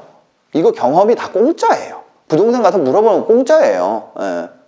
꼭 돈이 전부는 아니어도 부자가 되고 싶다면서 돈 많이 벌 거라면서 나를 위한 경험 선물을 무조건 소비적인 경험 선물을 하고 있으면 어떻게 해요? 꿈이 점점 멀어지잖아요. 쓰면서. 그런 게 아니라 스스로를 더 발전시키는 방향으로 맞는 경험들을 넣어주는 거예요. 아니면 아예 소비를 안 하던지. 감가상각 말고 또 다른 문제 포인트가 있습니다. 나를 위한 선물 자체가 나한테 사실은 안 좋은 경우. 앞에 잠깐 얘기를 했었는데 치킨, 마라탕 맛있어요. 근데 몸에 좋을까요? 좋지는 않아요. 스마트폰 바꿔요. 스마트폰 액정 이만한 걸로 바꿨어. 막 접히는 거 바꿨대. 그거 좋아지면 어때요? 그쵸. 젊은 친구들은 접히는 걸로 안 바꾸죠. 미안합니다. 그런데 하여튼 어쨌거나 좋은 걸로 바꿨어. 그럼 어떻게 해요? 이거 사진을 찍어야 될 거 아니에요. 그럼 사진 찍으려면 또 어떻게 해야 돼요? 어딜 또 가야 될 거 아니에요. 그죠? 한두 번은 상관없는데 매번 이러면 열심히 앞으로 달려놓고 다시 빠꾸하고 그러면 2호점이라는 꿈은 어디로 갈까요? 진짜 꿈나라 가는 거죠. 뭐. 거기에 나를 위한 선물이라는 거 있잖아요. 고생했으니까 보상하는 개념입니다. 저희가 저번에 쇼츠에서 한번 보여드렸을 거예요. 쇼츠에서 얘기 드렸던 게 뭐예요? 사람은 동기와 능력이다. 어떤 실천이라는 거는 동기와 능력의 함수값이라는 표현을 했었잖아요. 그래가지고 우리가 여기다가 능력 넣고 여기다 동기 넣고 여기가 곡선한 다음에 이것이 우리가 실천 영역이고 이 밖에 있는 거 못한다. 이거 했던 거 혹시 기억나세요? 스탠포드에서 연구한 어떤 결과입니다. 근데 우리가 이 동기라는 거 있잖아요. 이 동기라는 것도 두 가지로 나눠져 있어요. 내재적 동기, 외부 동기. 외부적 동기 이렇게 두 가지로 나눠져 있습니다. 외재적 동기의 문제는 뭔가요? 상품이 없으면 안 한다는 거죠. 애들한테 사탕 사줄 테니까 숙제해 할 때 사탕 다 떨어지면 숙제 안 하는 거예요. 사탕이 없어지면 안 해요. 나중에는 금방 질려가지고 사탕 하나로 만족 못하고 어떻게 돼요? 이번에는 아이스크림 줘 이렇게 해요. 계속해서 외부 동기에 의한 실천은 계속해서 기대값을 올리는 수밖에 없습니다. 그죠? 나를 위한 선물이라는 건 이거랑 똑같아요. 선물이 없으면 하지도 않고 선물은 금방 질립니다. 나중에는 선물로 1억, 10억을 쓰면 될까요? 그것도 안 되게 되는 상태가 되더라는 거예요. 그럼 우리가 외부 동기에 대해서 움직이지 않고 내적 동기로 인해서 움직일 수 있는 습관을 만들어야 되는 거예요. 진짜 내가 뭐 돈미셀에서 이런 얘기 하는 게 아니라 나를 위한 선물이라는 이 문장, 이거를 누가 딱 입을 떼는 걸 보는 순간 아찔해지는 이유가 바로 이겁니다. 왜? 이제부터는 출구 없는 함정에 들어가기 시작하니까. 그러면 너네 같은 돈에 미친 새끼들은 셀프 선물 안 하니? 하긴 하는데 그게 메인이 아니야. 일하면서 느끼는 즐거움, 의미, 일 자체가 즐거워야지 이게 되는 거지 선물 보고 내가 한다? 그렇게 하면은 안 된다는 얘기예요. 자, 세 번째입니다. 요즘 누가 본다고 누가 나 불러서 안 될 것 같아. 누가 자꾸 나 불러. 외부 모임이 너무 많아. 이거는 돈을 좀 벌잖아요. 그럼 나타나는 증상이에요. 돈이 많아지면 어떤 현상이 일어나냐? 나를 찾는 사람들이 생깁니다. 왜? 이제 돈 벌었다고 하니까 뭐 누구 소개해 준다는 사람도 있고 좀 물어보는 사람도 있고 모임 자리가 계속 많아지게 돼요. 요청도 많아지게 되고 모임 수만 많아지는 것이 아니라 모임에서 만날 수 있는 사람의 레벨이 점점점 올라가기 시작합니다. 그럼 어떤 일이 벌어지냐? 되게 신기한 감정이 들어요. 유튜브 잘 되잖아요. 그럼 내가 유튜브에서나 보던 많은 사람들 아니면 돈 많이 버는 사람들, 연예인 같은 사람들을 만날 기회가 늘어나게 됩니다. 그럼 그 자체가 뭐가 문제야? 나보다 잘난 사람들을 보고 배울 수 있는 기회, 인맥 쌓을 기회가 아니냐? 맞습니다. 맞죠? 근데 뭐가 문제가 있어요? 바로 외부 모임에 중독된다는 거예요. 이 자체를 추구하게 돼요. 처음에 내가 유튜브에서나 보던 사람들, 1년에 몇 억 버는 사람들, 이런 사람들이 계속 만나가지고 얘기하고 그러면 이것이 인맥이고 이것이 사회생활이구나. 정신을 못 차립니다. 심지어 그 사람들이 여러분들한테 1대1로 따로 만나자 그러고 약속 잡고 그래. 그럼 그런 모임 약속이 점점 많아지죠. 그러면 어떻게 돼요?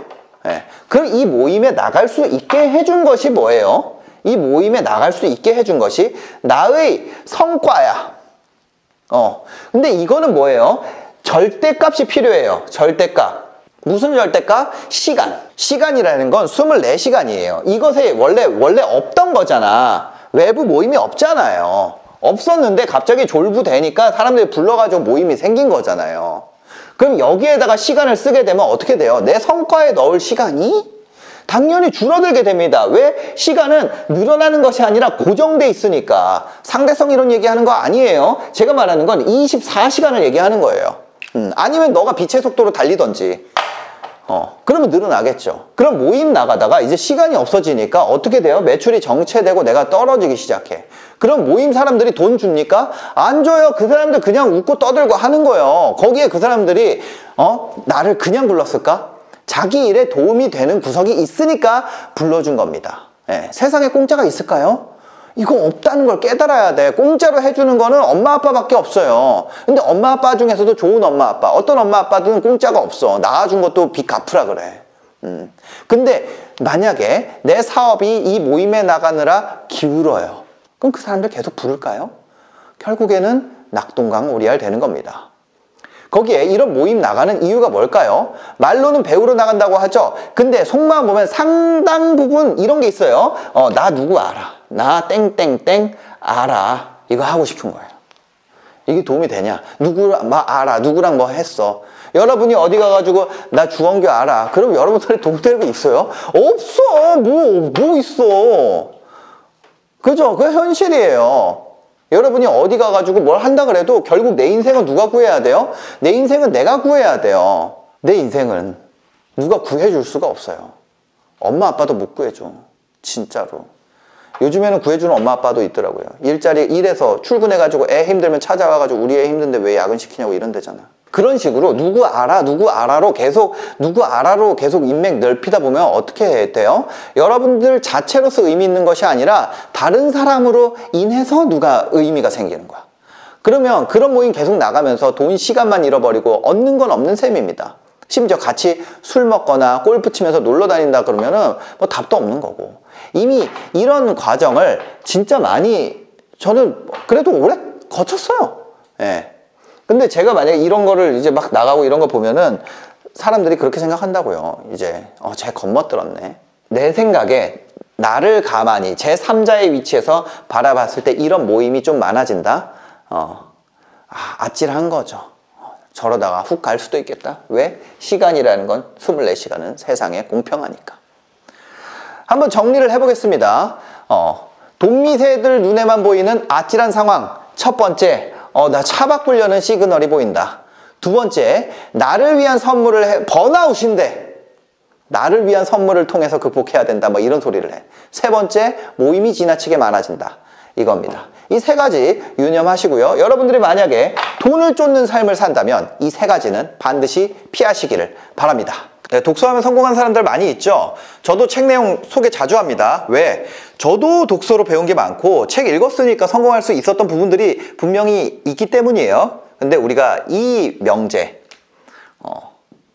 독서하면 성공한다. 이 명제에 대해서 좀 살펴볼 필요가 있다는 거예요. 이거만 하면 여기에 만은 없잖아. 없는데 이렇게 생각하는 사람들이 있어요. 그래서 하루 종일 줄창 책만 붙잡고 있는 분들이 있습니다. 독서하는 시간 계속 늘리면서 성공하겠지 하는 거는 뭐냐면 조선시대 선비가 방구석에서 책만 읽는 거예요. 네, 전국에서 수만 명이 과거 시험에 응시해도 대부분 탈락했습니다. 그죠? 여러 이유가 있겠죠. 머리가 안 좋거나 공부하는 방법이 잘못됐거나 뭐 여러 가지 문제가 있을 겁니다. 거기에 만약에 관직에 나가더라도 자기 능력이 안 되면 어떻겠어요? 안 되는 거예요. 예. 그러겠죠? 운동도 똑같습니다. 운동하면은 건강해진다. 일반적으로 맞는 말이죠. 근데 운동을 잘못된 자세로 하면 어떻게 될까요? 관절 다 나간단 말이에요. 그죠? 내가 아직 동작을 잘 하지도 못하는데, 이거 동작이 뭔지도 못하는데, 뭐 슈퍼 세트니 드랍 세트니 막, 이런 거 어디 유튜브에서만 보고 그 운동하면 운동 되겠어요? 아무리 그게 보통 사람을 위한 거라 그래도요. 예, 뭔가 문제 생기겠죠? 독서도 마찬가지예요. 독서만 한다고 성공하는 게 아닙니다. 독서할 때도 뭐가 필요하다? 전략이 필요하다는 거예요. 독서한 내용을 써먹은 것, 그 자체가 전략이라는 거예요. 이게 뭐예요?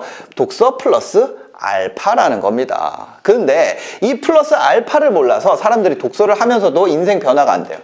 그죠? 그래서 이 알파, 오늘은 이 알파에 대해서 여러분들에게 공개를 하도록 하겠습니다. 오늘 제목이 이겁니다. 해봤자 쓸데없는 독서 습관 5가지를 알려드리겠습니다. 그리고 어떻게 독서해야 되는지 말씀드리도록 하겠습니다. 첫 번째 쓸데없는 독서 습관, 바로 많이 읽는 겁니다. 책 좀 읽는다는 사람들이 많이 빠지는 함정이죠. 1년에 뭐 몇 권 읽어야 된다, 몇 권 읽어야 된다, 뭐 이런 거 있어요. 열심히 살고 있다고 생각해요. 근데 이런 경우가 있습니다. 가령 50권을 읽었다고 해봅시다. 하루에 300페이지를 읽는다고 해봅시다. 그죠? 그래서 사람들이 너 대단하다. 근데 어떤 책이 가장 인상 깊었어? 아니면 그 책 내용이 뭐야? 기억이 안 나요. 이럴 바에는 이게 읽는 게 무슨 의미가 있을까요? 50권 읽고 나한테 남아있는 게 하나도 없어. 한 권을 읽어도, 레버리지 한 권을 읽어도 뜯어지도록 읽으면서 그거를 삶에 적용하는 게 훨씬 낫지. 그거를 설명이 쫙 가능한 수준으로 하는 게 훨씬 좋지 않을까요?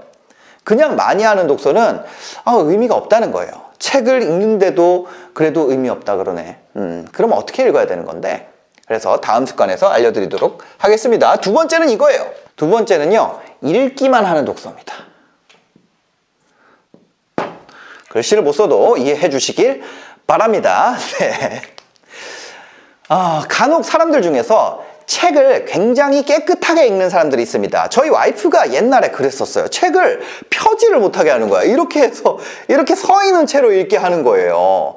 구김없이 곱게 보존하는 사람들이 있습니다. 근데 저는 이렇게 생각해요. 이렇게 깨끗하게 읽기만 하면은 기억이 안 나요. 많이 읽어도 기억이 안 나는 게 아니라 읽기만 해서 그런 것 같아요. 아니 그럼 어떻게 해야 되냐? 책이 지저분할수록 저는 잘 읽는 거라고 생각해요. 뭐라고요? 지저분할수록 잘 읽는 거라고 생각을 해요. 형광펜 막 그어져 있고 막 접혀 있고 뭐 붙어 있고 막 이럴수록, 낙서가 돼 있고 관련된 그림 그려져 있고 여기서 막 화살표 돼 있고 그럴수록 책을 잘 읽는 거예요. 이게 제 뇌피셜이 아닙니다. 이게 근거가 있는 거예요. 학습 피라미드라는 게 있습니다. 인간이 어떤 걸 학습할 때요, 대부분 뭘 통해서 해요? 바로 인간은 필연적으로 대부분의 정보가 텍스트로 이루어져 있기 때문에 학습을 이 읽기를 통해서 학습을 합니다. 그쵸? 읽기의 경우 근데 몇 퍼센트의 이 내용이 망각이 되냐면 정확하게 80%에서 90% 거의 다 잊어버린다고 생각을 하시면 돼요. 거의 머릿속에 뭐만 남는다는 거죠? 제목만 남는다는 거예요. 그렇다면 어떻게 해야지 더 많은 것을 기억할 수 있느냐? 자기가 학습한 내용에 대해서 설명해보고 남들과 토론을 해보면 훨씬 더 이게 올라가게 됩니다. 근데 독서할 때 밑줄을 긋고 내용에 대해서 내가 필기를 한다? 이거는 셀프 토론이야. 셀프로 요약하고 토론을 하는 셈이에요. 읽기만 하는 게 아니라 쓰기와 말하기를 같이 하는 거죠. 요 정도만 해도 이 효율이 확 올라가게 됩니다. 다음은 세 번째입니다. 어려운 독서입니다. 세 번째 쓸데없는 습관이에요. 책 한번 읽어봐야겠다 라고 시작하면 사람들은 처음에 어딜 가죠? 맞아요. 베스트셀러 가가지고 순서대로 이렇게 쫙 살펴봅니다. 그죠? 그리고 인터넷에 뭐 좋은 책 추천 이런 거를 검색하게 되죠. 근데 그렇게 해서 나오는 책들이 보통 어떤 책이냐? 바로 이 책이 나옵니다. 명저. 명저가 왜 명저냐? 차마 다 읽지 못해서 명저. 총균세, 생각에 관한 생각, 코스모스 이런 책들을 추천받아요. 아니면 얼마 전까지만 해도 뭐 조던 피터슨 교수님 쓴 거 질서 너머, 그리고 뭐 이런 거 있죠. 사피엔스, 유발 하라리, 어디선가 들어본 책들을 읽어보라고 합니다. 여러분들이 만약에 이런 책 읽잖아요. 사람들이 뭐라 그러는지 알아요? 야, 뭔 유튜버가 쓴 책을 읽냐? 무시해요. 당연히 이제 세계적인 명저를 읽고, 그죠? 내가 충분히 이해할 수 있다. 그러면은 이런 거 읽을 필요 없어요. 근데 문제가 뭐예요? 이거 읽어도 이해가 잘 안 돼. 그죠? 예. 이 슈퍼노멀 보잖아요. 자기계발책 11권 본 거랑 거의 예. 하여튼 왜냐면 이거 보고 쓴 거니까. 이거 보고 살아보고 쓴 거니까. 예. 잠깐 광고를 했습니다. 근데 뭐냐면 우리가 명절을 그냥 바로 이해할 수 있다면 문제가 안 돼요. 근데 문제가 뭐냐면 이해가 안 된다는 거예요. 이해가 안 되면 어떻게 돼요? 재미도 없고 삶에 적용도 못 하는 거예요. 삶에 적용이 안 되면 어떻게 돼요? 작심삼일 되는 거예요. 책 한 권 읽고 인생 싹 바뀌면 얼마나 좋을까요? 근데 그게 사실 안 돼요. 금방 까먹습니다. 그래서 성공한 사람들도 이미 잘 됐는데도 책을 계속 읽어요. 워렌 버핏 할아버지도 맨날 책을 읽는다 그러잖아요. 아니 워렌 버핏도 책을 읽는데 우리 어떻게 해야 돼요? 더 읽어야겠죠. 근데 꾸준히 읽으려면은 일단은 어떻게 돼야 될까요? 이해가 돼야 된다는 거예요. 그러니 어려운 독서가 의미가 있을까요? 없을까요? 그래서 저는 만화책도 상관이 없다는 거예요. 저희 애한테 만화 삼국지 이런 거 읽어주거든요. 만화로 보는 글쓰기, 만화로 보는 심리학 이런 거 너무 좋아. 그것부터 하면은 이 배경 지식이 깔리고 얘가 땅 역할을 하면 배경 지식이 땅 역할을 해가지고 여기를 딱 딛고 이렇게 딱 쓸 수가 있어 내가. 근데 이 지식의 땅이 없는 사람들은 이 만화책으로라도 만들어야 되는데 안 그러면 그냥 물 위에 쓸려 그러는 거예요. 아무리 읽어봐라 물에 쑥쑥 빠지지. 그렇습니다. 그러니까 여러분들이 이 배경 지식이라는 땅을 다지기 위해서는 쉬운 책부터 읽어야 된다는 거예요. 대표적인 자기계발 쉬운 책 뭐 있어요? 슈퍼노멀. 네 번째 독서 습관 얘기 드릴게요. 이거 진짜 하면 안 되는 거. 네 번째는 방금 얘기 드렸던 거랑 좀 반대편에 있는 거예요. 재미만 추구하는.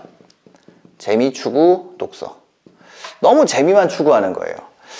재미가 있어야 꾸준히 할 수 있다고 방금 얘기해놓고 또 뭔 얘기냐? 너무 재밌으면 안 돼요. 너무 재밌다는 게 무슨 얘기일까요? 예. 너무 뭐라 그럴까요? 예를 들어서 특정 귀멸의 땡땡이라든지 진격의 땡땡을 보느라고 그죠? 이거를 보면서 내가 독서를 한다. 이게 나쁘다는 게 아니에요. 이게 나쁘다는 게 아니라 내가 자기 발전을 위해서 한다고 했는데 이거는 사실 매니아분들이 너무 많아가지고 얘기하기 좀 그렇지만 그렇습니다. 그죠? 너무 재미 추구형. 이게 나쁘다는 건 아닙니다. 근데 대부분의 분들이 이 영상을 보는 이유가 삶에 적용하고 부자가 되고 성공하고 싶어서 보시는 건데 그렇다는 거예요. 예. 그래서 이걸 보면서 내가 뭐 100몇 권을 읽는다 이렇게 하면은 저도 하루에 이런 종류의 책으로 보면 한 20권까지도 읽었던 것 같아요. 그렇죠? 모든 자기계발 서적은요 비문학 서적이고 모두 경제, 경영, 재테크 이런 책들은요 다 비문학 책이에요. 만약에 내가 오락용 독서만 하고 있는데 독서를 했는데도 내 삶이 안 바꿔지네요 이런 불만을 갖는다? 그럼 사실은 그 불만이 문제가 있는 거예요. 재밌으려면 그냥 그렇게 하자는 거예요. 예. 마지막 5가지입니다. 진짜 중요한 겁니다. 예. 실천 없는 독서.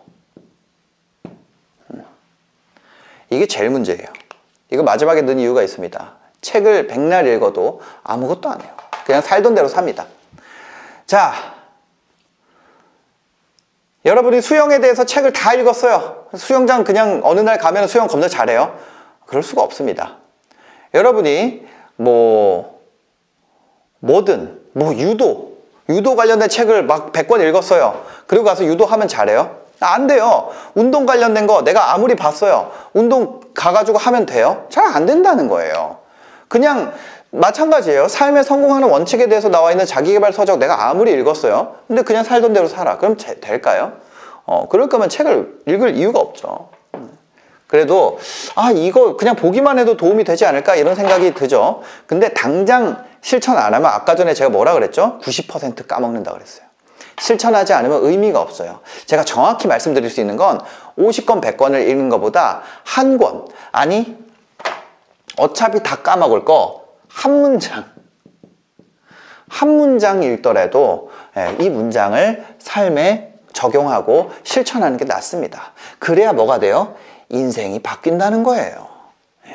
그래서 여러분들이 앞으로 이런 습관을 좀 가져보면 좋을 것 같아요. 책 한 권을 읽으면요 그 책에서 얻은 인사이트를 바탕으로 실천할 거를 하나 딱 한 문장만 딱 뽑는 거예요. 이 행동 자체를 정하는 거예요. 그래서 행동을 바꾸면 결과적으로 인생이 바뀌게 되는 겁니다.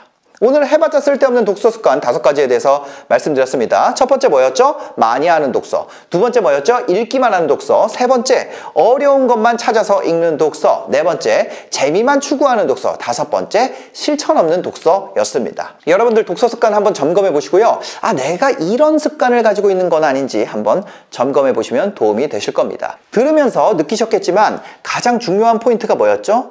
가장 중요한 포인트, 실천.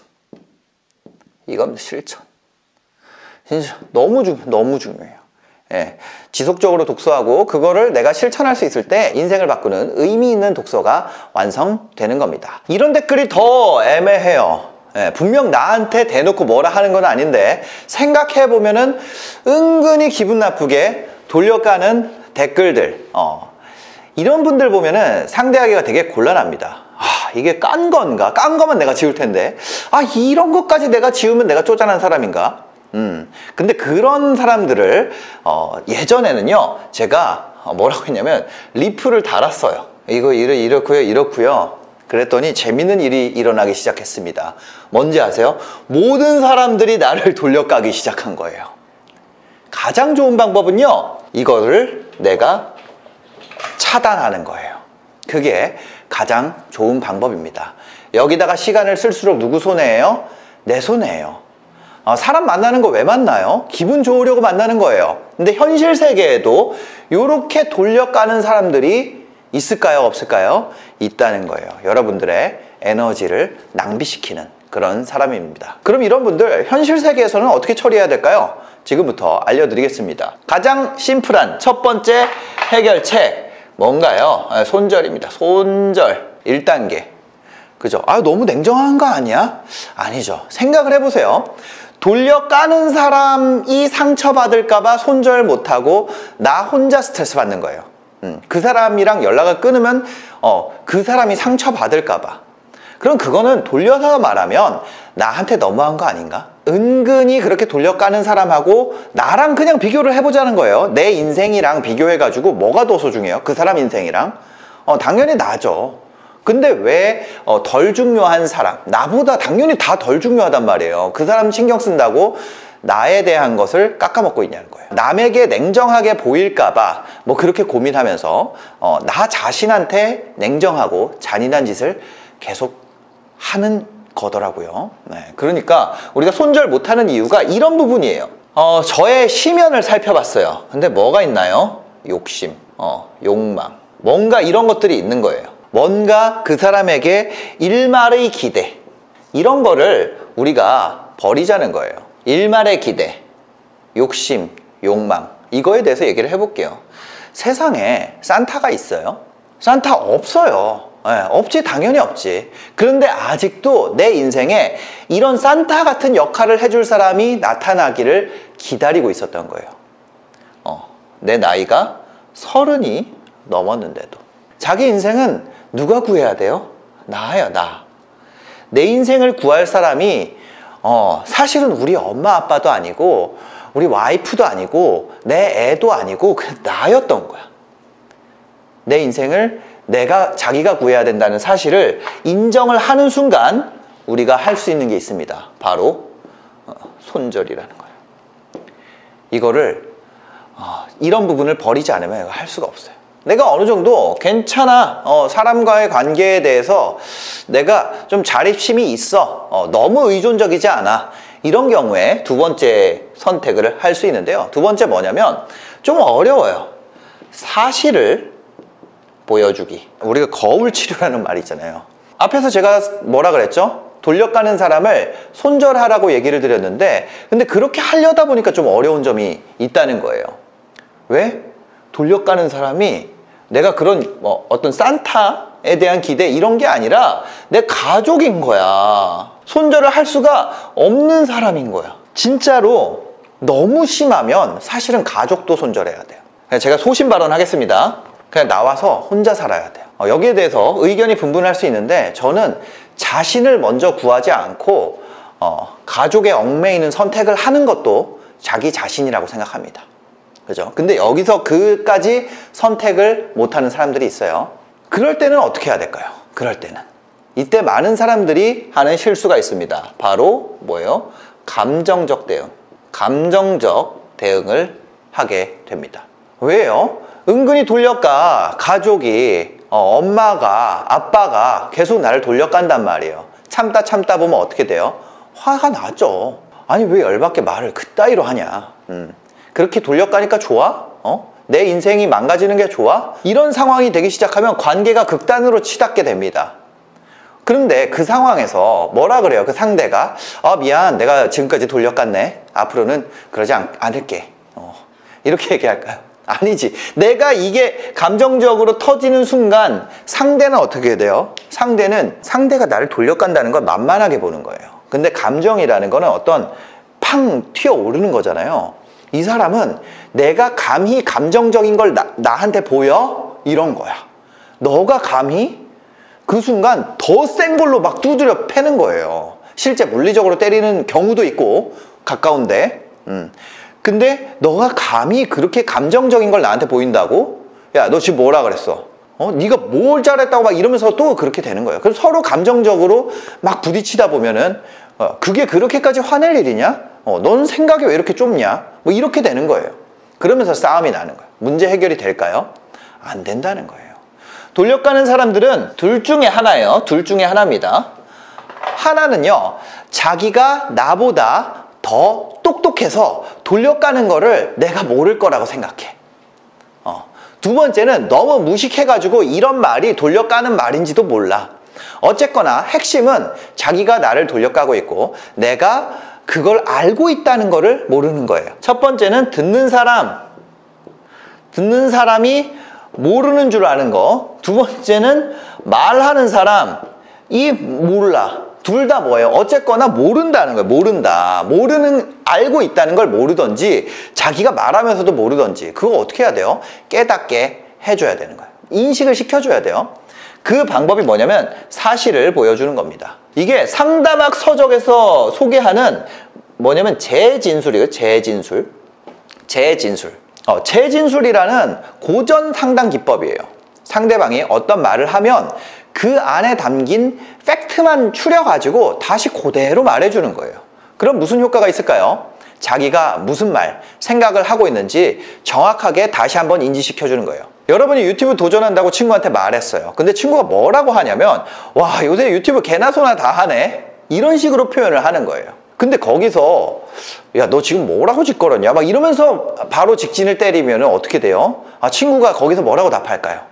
야, 너 장난하는데 왜 그러냐? 이렇게 해버리면 나만 예민한 사람 되는 거예요. 나만 과민 반응하는 사람 되는 거예요. 그럼 여기서 어떻게 사실을 돌려주냐? 그 사람이 한 말, 그 친구가 한 말을 상황 그대로 다시 읊어주는 거예요. 내가 유튜브 한다는 말 하자마자 너 지금 개나 소나 유튜브 다 하네? 라고 얘기했네? 그럼 그 친구 뭐라 그럴까요? 이때 근데 이 얘기할 때 화내면 어떻게 돼요? 그 다음부터 다 그냥 싸우자는 얘기니까 상대방은 어떻게 돼요? 당황하게 되지. 자기가 돌려까는지도 모르고 그냥 한 말일 수도 있고 아니면 돌려까도 괜찮을 거라 생각했는데 정확하게 한번 딱 정리해 주니까 아차 싶어지는 거야. 거기서 너 개나 소야. 이거는 소시오패스거나 아니면 찐친이더라도 이게 계속 내가 기분이 나쁜 관계면 그냥 잘라야지. 근데 거기서 내가 그런 뜻은 아니고 말이 헛나왔네. 미안. 이렇게 하면서 속으로 뭐라고 생각하게 돼요? 야, 쟤 세네. 기 세네. 그 다음부터 말을 함부로 못하게 된다는 거예요. 이 재진술이라는 거는 중요한 포인트가 있어요. 이 재진술을 하면서 감정적 흔들림을 보이면 안 된다는 거예요. 내가 유튜브 한다는 말을 하자마자 개나 소나 유튜브 한다는 말을 하면 그거 지금 나랑 무슨 얘기 하자고 이런 말을 꺼낸 거야? 그럼 뭐라 그래요? 뭐 할 말이 없지. 자기가 100% 잘못했는데. 두 번째 얘기한 방법이 손절보다 쉬운 것 같지만 사실은 소심한 사람일수록 그냥 얘기 안 하고 손절하는 게 1번이 더 쉬운 방법이고 2번이 조금 더 어려운 방법입니다. 왜? 관계를 유지할 기회를 주기 때문에. 세 번째가 더 어렵지만 더 관계를 유지할 확률을 올려주는 방식이에요. 뭐냐면 iMessage를 사용하자 이렇게 돼 있습니다. 이렇게 되돌려주기를 할 때 주의사항이 있어요. 지레짐작을 하면 안 된다는 거예요. 뭐예요? 상대방의 의도와 감정을 내가 짐작하는 거예요. 아까 전에 뭐라 그랬어요? 유튜브 한다 그러니까 개나 소나 요즘 유튜브 하네. 거기서 감정을 지레 짐작하게 되면 뭐예요? 그거 나 지금 기분 나쁘라고 하는 소리냐? 너 지금 나 매기는 거냐? 그럼 상대가 뭐라고 대답해요? 그래 그러라고 그런 얘기였어 라고 할까요? 아니지. 다 무슨 소리야. 무슨 소리 하는 거야. 너 왜 예민하게 왜 그래? 이렇게 잡아 떼거나 너한테 한 말 아니야. 너 왜 그렇게 반응하냐? 이렇게 되는 거야. 내가 언제 너 열받으라고 그런 얘기 했냐? 요즘에 한다는 애들 많으니까 그냥 그렇게 말하는 거지. 이렇게 가는 거야. 진짜 의도가 어쨌든 잡아뗄 수 있는 여지를 줘버리는 거예요. 그러면 어떻게 돼요? 또 싸움 되고 그러다 보면은 내가 만약에 착하면 더 문제야. 거기서 알았어 미안해. 알았다 미안해. 이거를 얘는 뭐라고 듣냐면은 자기는 괜찮고 내가 잘못한 사람이라고 생각합니다. 나는 싫어서 그런 건데. 그러면 이제 어떻게 해야 돼요?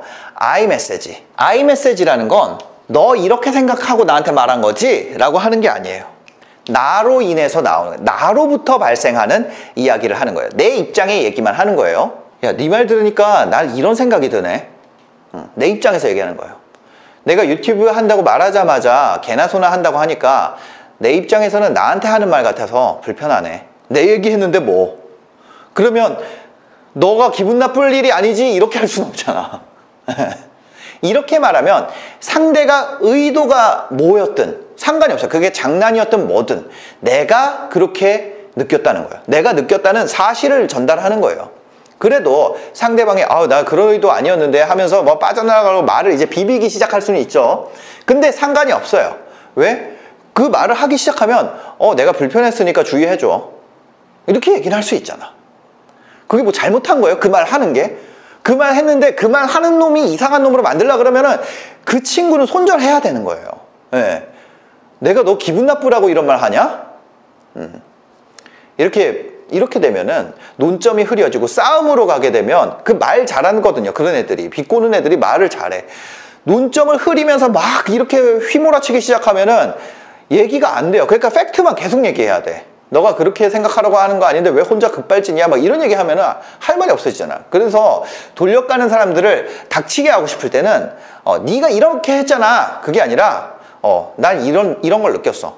그래야지 앞으로 조심해달라고 할 수 있는 근거가 되는 거예요. 한번 정리를 해보겠습니다. 첫 번째, 제일 쉬운 방법이에요. 손절한다. 세상에 사람 많습니다. 내 인생 내가 구하는 거예요. 그 사람에 대한 기대가 없어요. 사람에 대한 기대를 그냥 다 버리는 거예요. 인생 긴데 너랑 나랑 안지 얼마 됐냐? 의무부여 자체를 안 하는 거예요. 이게 첫 번째, 그냥 손절. 두 번째 뭐예요? 사실 되돌려주기. 재진술이라고 했죠. 그냥 상황이랑 말한 내용 정리해가지고 너 방금 내가 유튜브 하고 싶다고 얘기하자마자 유튜브 개나 소나 하는 거지 이렇게 얘기했어. 그냥 이렇게 바로 보여주는 거. 세 번째 뭐예요? 아이메시지. 내 입장을 그냥 얘기하는 거. 네가 이랬잖아. 그럼 뭐라 그래? 아닌데 나 그런 거 아닌데? 이 새끼 미친놈 아니야? 막 이렇게 싸움 될 수 있으니까 난 이렇게 느꼈어. 내가 그랬다는데 어쩔 거야. 이렇게 하면은 바로 닥치게 할 수 있다는 거죠. 여러분들이 이 세 가지 방식 중에 사실 이 난이도로 따지면 이렇게 올라가는 거예요. 1, 2, 3번이. 근데 내가 할 수 있으면 저는 이 손절이라는 걸 해도 괜찮다고 생각해요. 근데 다만 우리가 손절할수록 어떻게 돼요? 인간관계에서 많이 고립이 됩니다.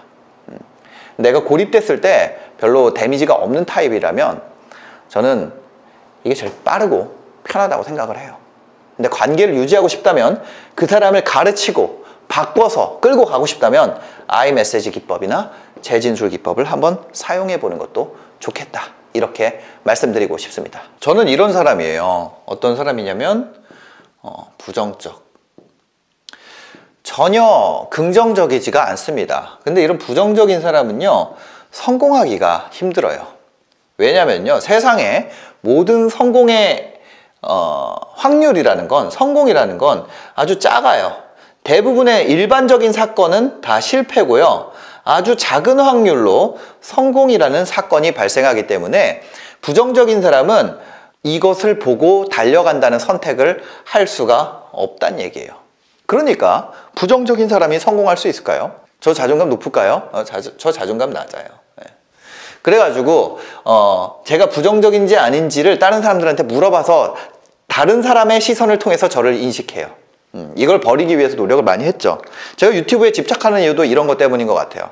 다른 사람의 평가 아니면 다른 사람들의 댓글 이런 거에 굉장히 민감도가 높기 때문에 자존감이 낮고 매사에 부정적이고 타인의 시선에 대한 민감도가 높기 때문에 유튜브라는 일을 제가 막 욕을 먹으면서 또 하는 것 같아요. 여튼 각설하고요. 중요한 건 이런 부정적인 사람임에도 불구하고 성공하는 방법이 있다는 거예요. 그래서 남한테 물어보지 않고 자기가 부정적인지 아는 방법이 있어요. 뭐냐? 예를 들면 우리가 어떤 암 전조 증상이라든지 뭐 이런 거 있잖아요. 뭐 뇌 전조 증상 이런 거 보고 나면 내 얘기인 것 같은 거야. 그리고 건강검진 하기 전에 내가 너무 두려워서 안 하고 싶은 마음. 그런 마음이 들어요. 그 다음에 뭐 이런 거 추첨하잖아요. 그럼 내가 안 될 것 같은데 뭔가 안 좋은 거 뽑으면 내가 될 것 같아. 선생님이 불러서 발표시킬 것 같으면 내가 될 것 같은데 상 줄 것 같으면 내가 아닌 것 같아. 그런 사람은 다 사실은 부정적인 사람이라는 거죠. 부정적인 사람은요, 자존감이 낮기 때문에 피해의식도 커요. 피해의식. 거의 저에 대해서 설명을 하고 있는 겁니다. 자존감이 낮고요, 피해의식이 크고 매사에 부정적이고요, 그 다음에 타인 시선에 대한 민감도가 높습니다. 그래서 성공 확률에 대해서 매사에 부정적이에요. 그게 될까? 그게 될까? 안 되지. 어차피 안 될 거야. 이런 상황에서 어떻게 됐어요? 코너에 몰린 거예요. 어쨌거나 먹고 살아야 되잖아.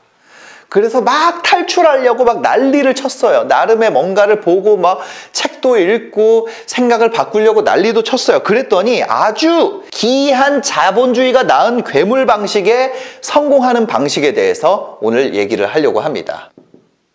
뭐예요? 최악 비교법은? 원래 긍정적인 사람들은 이것이 작기 때문에 돌진하는 거예요. 누구나 막 이런 말 있잖아요. 누구나 에베레스트에 오를 수 있었다면 나는 에베레스트를 선택하지 않았을 것이다. 이런 거잖아. 그런데 내가 되겠어. 약간 이런 거죠. 이런 사람들은 뭐냐면 이거를 안 보자는 거야. 이 성공 확률 자체를 어차피 그냥 지워버려. 성공 확률을 재는 것 자체가 뭐예요?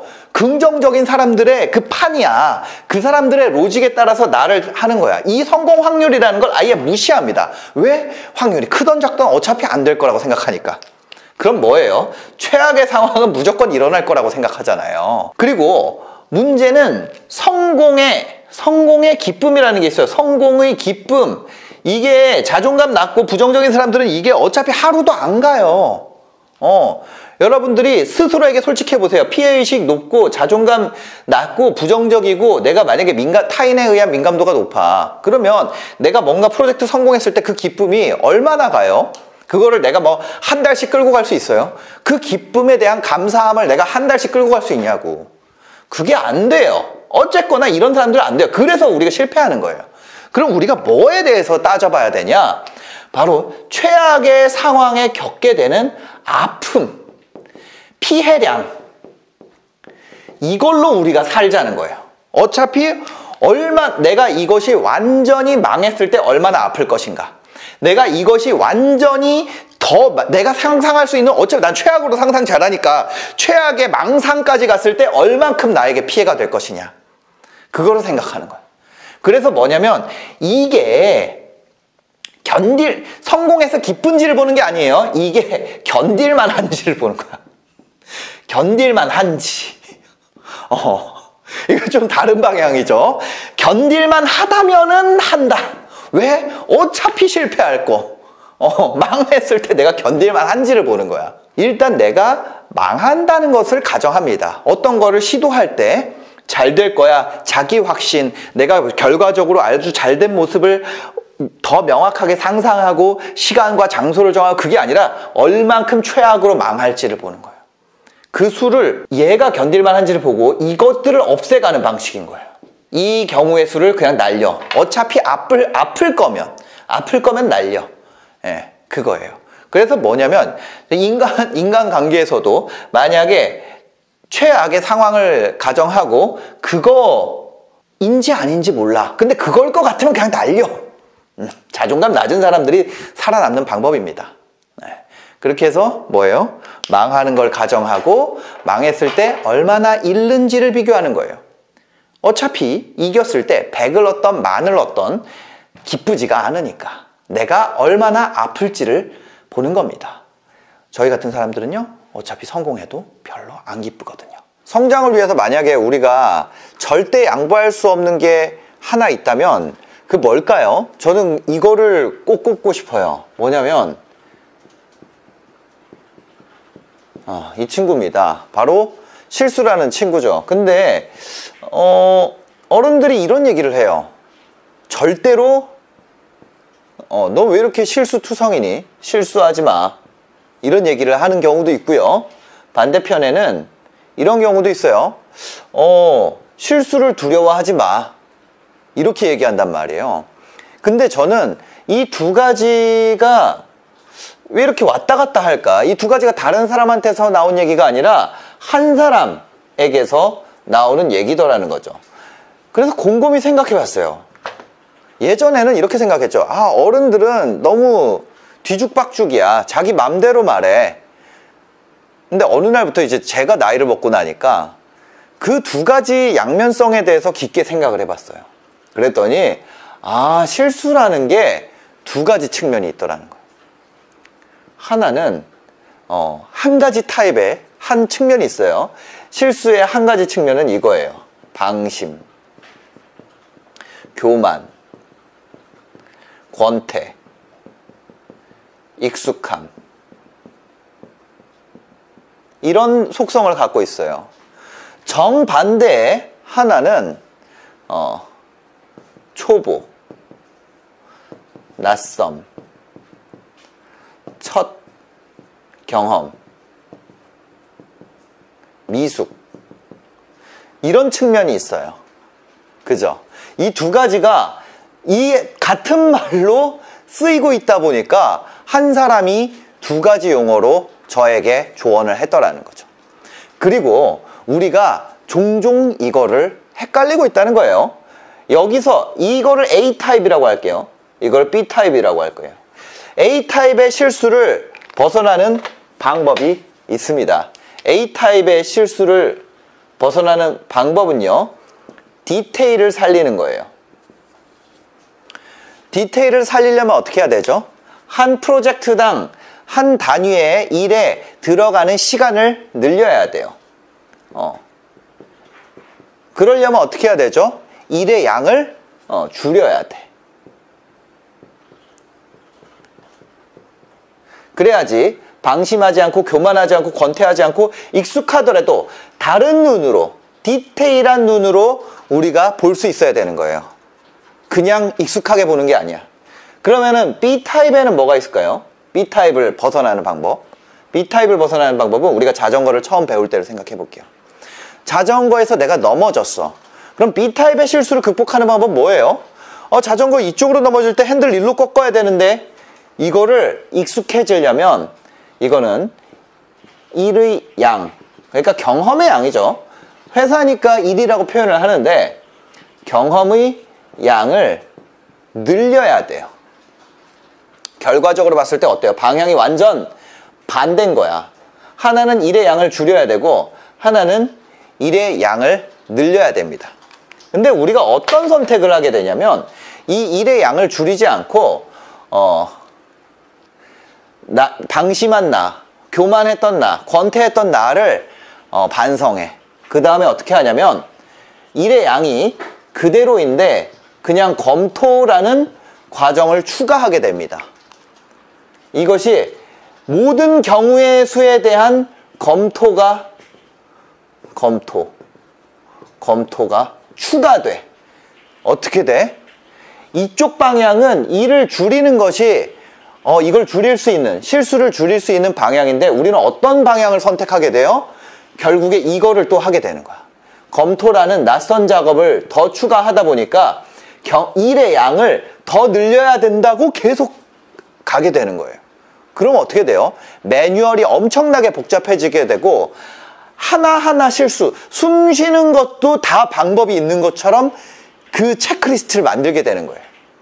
이 방향에서 해야 될 거를 이 방향에서 하고 있다고. 그러면 어떻게 돼요? 실수가 더 많아지지. 일의 양 자체를, 문제의 근본 원인을 없애지 않았으니까. 그러니까 이 디테일을 올리지도 못하고, 그럼 실수가 어떻게 돼요? 그냥 유지돼. 아니, 오히려 더 많아지게 돼. 반대편에서는 어떤 선택을 해요? 여기서 두려움이 같이 와. 왜요? 내가 넘어지잖아요.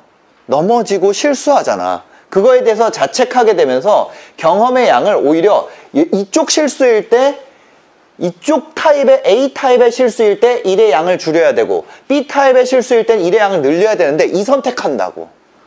두려우니까. 그래서 어떻게 되냐? 우리가 B타입의 실수인데 이걸로 가게 되고, A타입의 실수인데 이렇게 된다는 거예요. 이게 완전 잘못된 방향으로 가는 거예요. 그러면 어떻게 돼요? 이거 없어져요? 없어지지 않게 되는 거예요. 근데 이거를 우리가 어떤 회사에서 팀장이 나한테 이렇게 한다면, 나는 이거 처음 해가지고 그런 건데 이 팀장이 내가 일할 기회를 그냥 박탈해버리네. 일의 양을, 나는 이거를 더 하면 더 잘할 수 있는데 이걸로 가버리는 거야. 그럼 완전 잘못된 방향으로 나를 넣음으로써 내가 성장하고 인정받을 수 있는 기회를 뺏어버리는 진짜 최악의 팀장이네. 이렇게 얘기를 하면서 스스로에게는 이렇게 대한다고. 반대로 내가 이런 상황이라서 일을 줄여야지 디테일을 올리고 실수를 줄일 수 있는데 여기에다가 매뉴얼을 추가하라고 하네. 검토 프로세스를 더 넣으라고 하네. 그럼 어떻게 해? 그 팀장을 욕할 수밖에 없어요. 근데 우리가 그 사람, 객관적으로 내가 그걸 당할 때는, 내가 객체로서 그런 선택을 당할 때는 그 원인을 명확하게 알아. 근데 우리 스스로가 스스로의 프로젝트를 함에 있어서는 지금 이 타입의 실수를 하고 있는지 이거를 하고 있는지를 스스로는 헷갈려 한단 말이에요. 우리가 사람의 뇌가 두 가지 타입이 있기 때문에 이런 실수가 두 개의 다른 뇌에서 일어나는 거예요. A타입의 실수는 우리가 너무 패턴화한 거야. 그러다 보니까 그 패턴을 분해해야 돼요. 사람의 뇌는 두 가지 타입이 있는데, 하나는 자동화 뇌,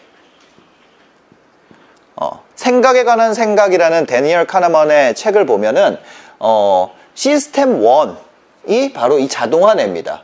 두 번째는 심사숙고 뇌, 시스템 2, 다니엘 카너먼이 얘기하는 시스템 2가 여기에 해당이 됩니다. 이 두 가지 뇌는 차이가 있어요. 심사숙고형 뇌는 학습을 하는 뇌예요. 자동화 뇌는요, 습관을 하는 뇌예요. 심사숙고의 뇌는요, 느려요. 자동화 뇌는요, 빨라요. 심사숙고의 뇌는요, 원싱밖에 못해요. 자동화 뇌는요, 멀티태스킹이 돼요. 어떤 느낌인지 아세요? 우리가 1 더하기 1은 이랬을 때 머릿속에 2가 딱 생각이 나잖아요. 이게 바로 자동화 뇌입니다. 반대로 우리가 9248 곱하기 13은 그때부터 심사숙고의 뇌가 돌아가기 시작하는 거예요. A타입의 실수는 쉽게 우리가 패턴화했기 때문에 발생하는 실수고, 이거는 우리의 자동화 뇌에서 발생하는 실수예요. 그래서 의도적으로 심사숙고의 뇌로 가져와야 돼요. 그런데 심사숙고의 뇌는 학습을 하고 느리고 하나밖에 못합니다. 그러면 일의 양을 더 늘리는 선택을 하는 게 맞나요? 잘못됐다는 거예요. 이 뇌에서 그 실수가 발생한다는 걸 우리가 모르기 때문에. 한 사람 머릿속에 있으니까. 두 번째, 처음 뇌는 뭐예요? 심사숙고 뇌에서 발생하는 거예요. 학습해야 되고 느려지고 원싱밖에 못하는 거예요. 그러면 어떻게 해야 돼요? 이 심사숙고의 뇌에 있는 것들을 자동화를 시켜야 돼요. 패턴화 시키고 습관화 시키고 빠르게 하고 멀티태스킹 하는 거. 우리가 운전할 때 처음에 어때요? 운전할 때는 처음에 와, 이걸 백미러도 보고 브레이크도 밟아야 된다고? 그래서 연수 선생님이 옆에서 브레이크를 같이 밟아주는 차를 타고 우리가 연습을 한단 말이야. 심지어 그걸 할 생각을 못 하니까. 근데 나중에 자동화 뇌에 들어가게 되면 어떻게 돼요? 신경도 안 쓰고 우리가 여러 가지 동작을 동시에 하잖아. 그래서 우리가 시스템 A와 B, 그죠? 심사숙고형 뇌와 자동화 뇌, 이 두 가지를 쪼개서 생각할 수가 있어야 되는 거예요.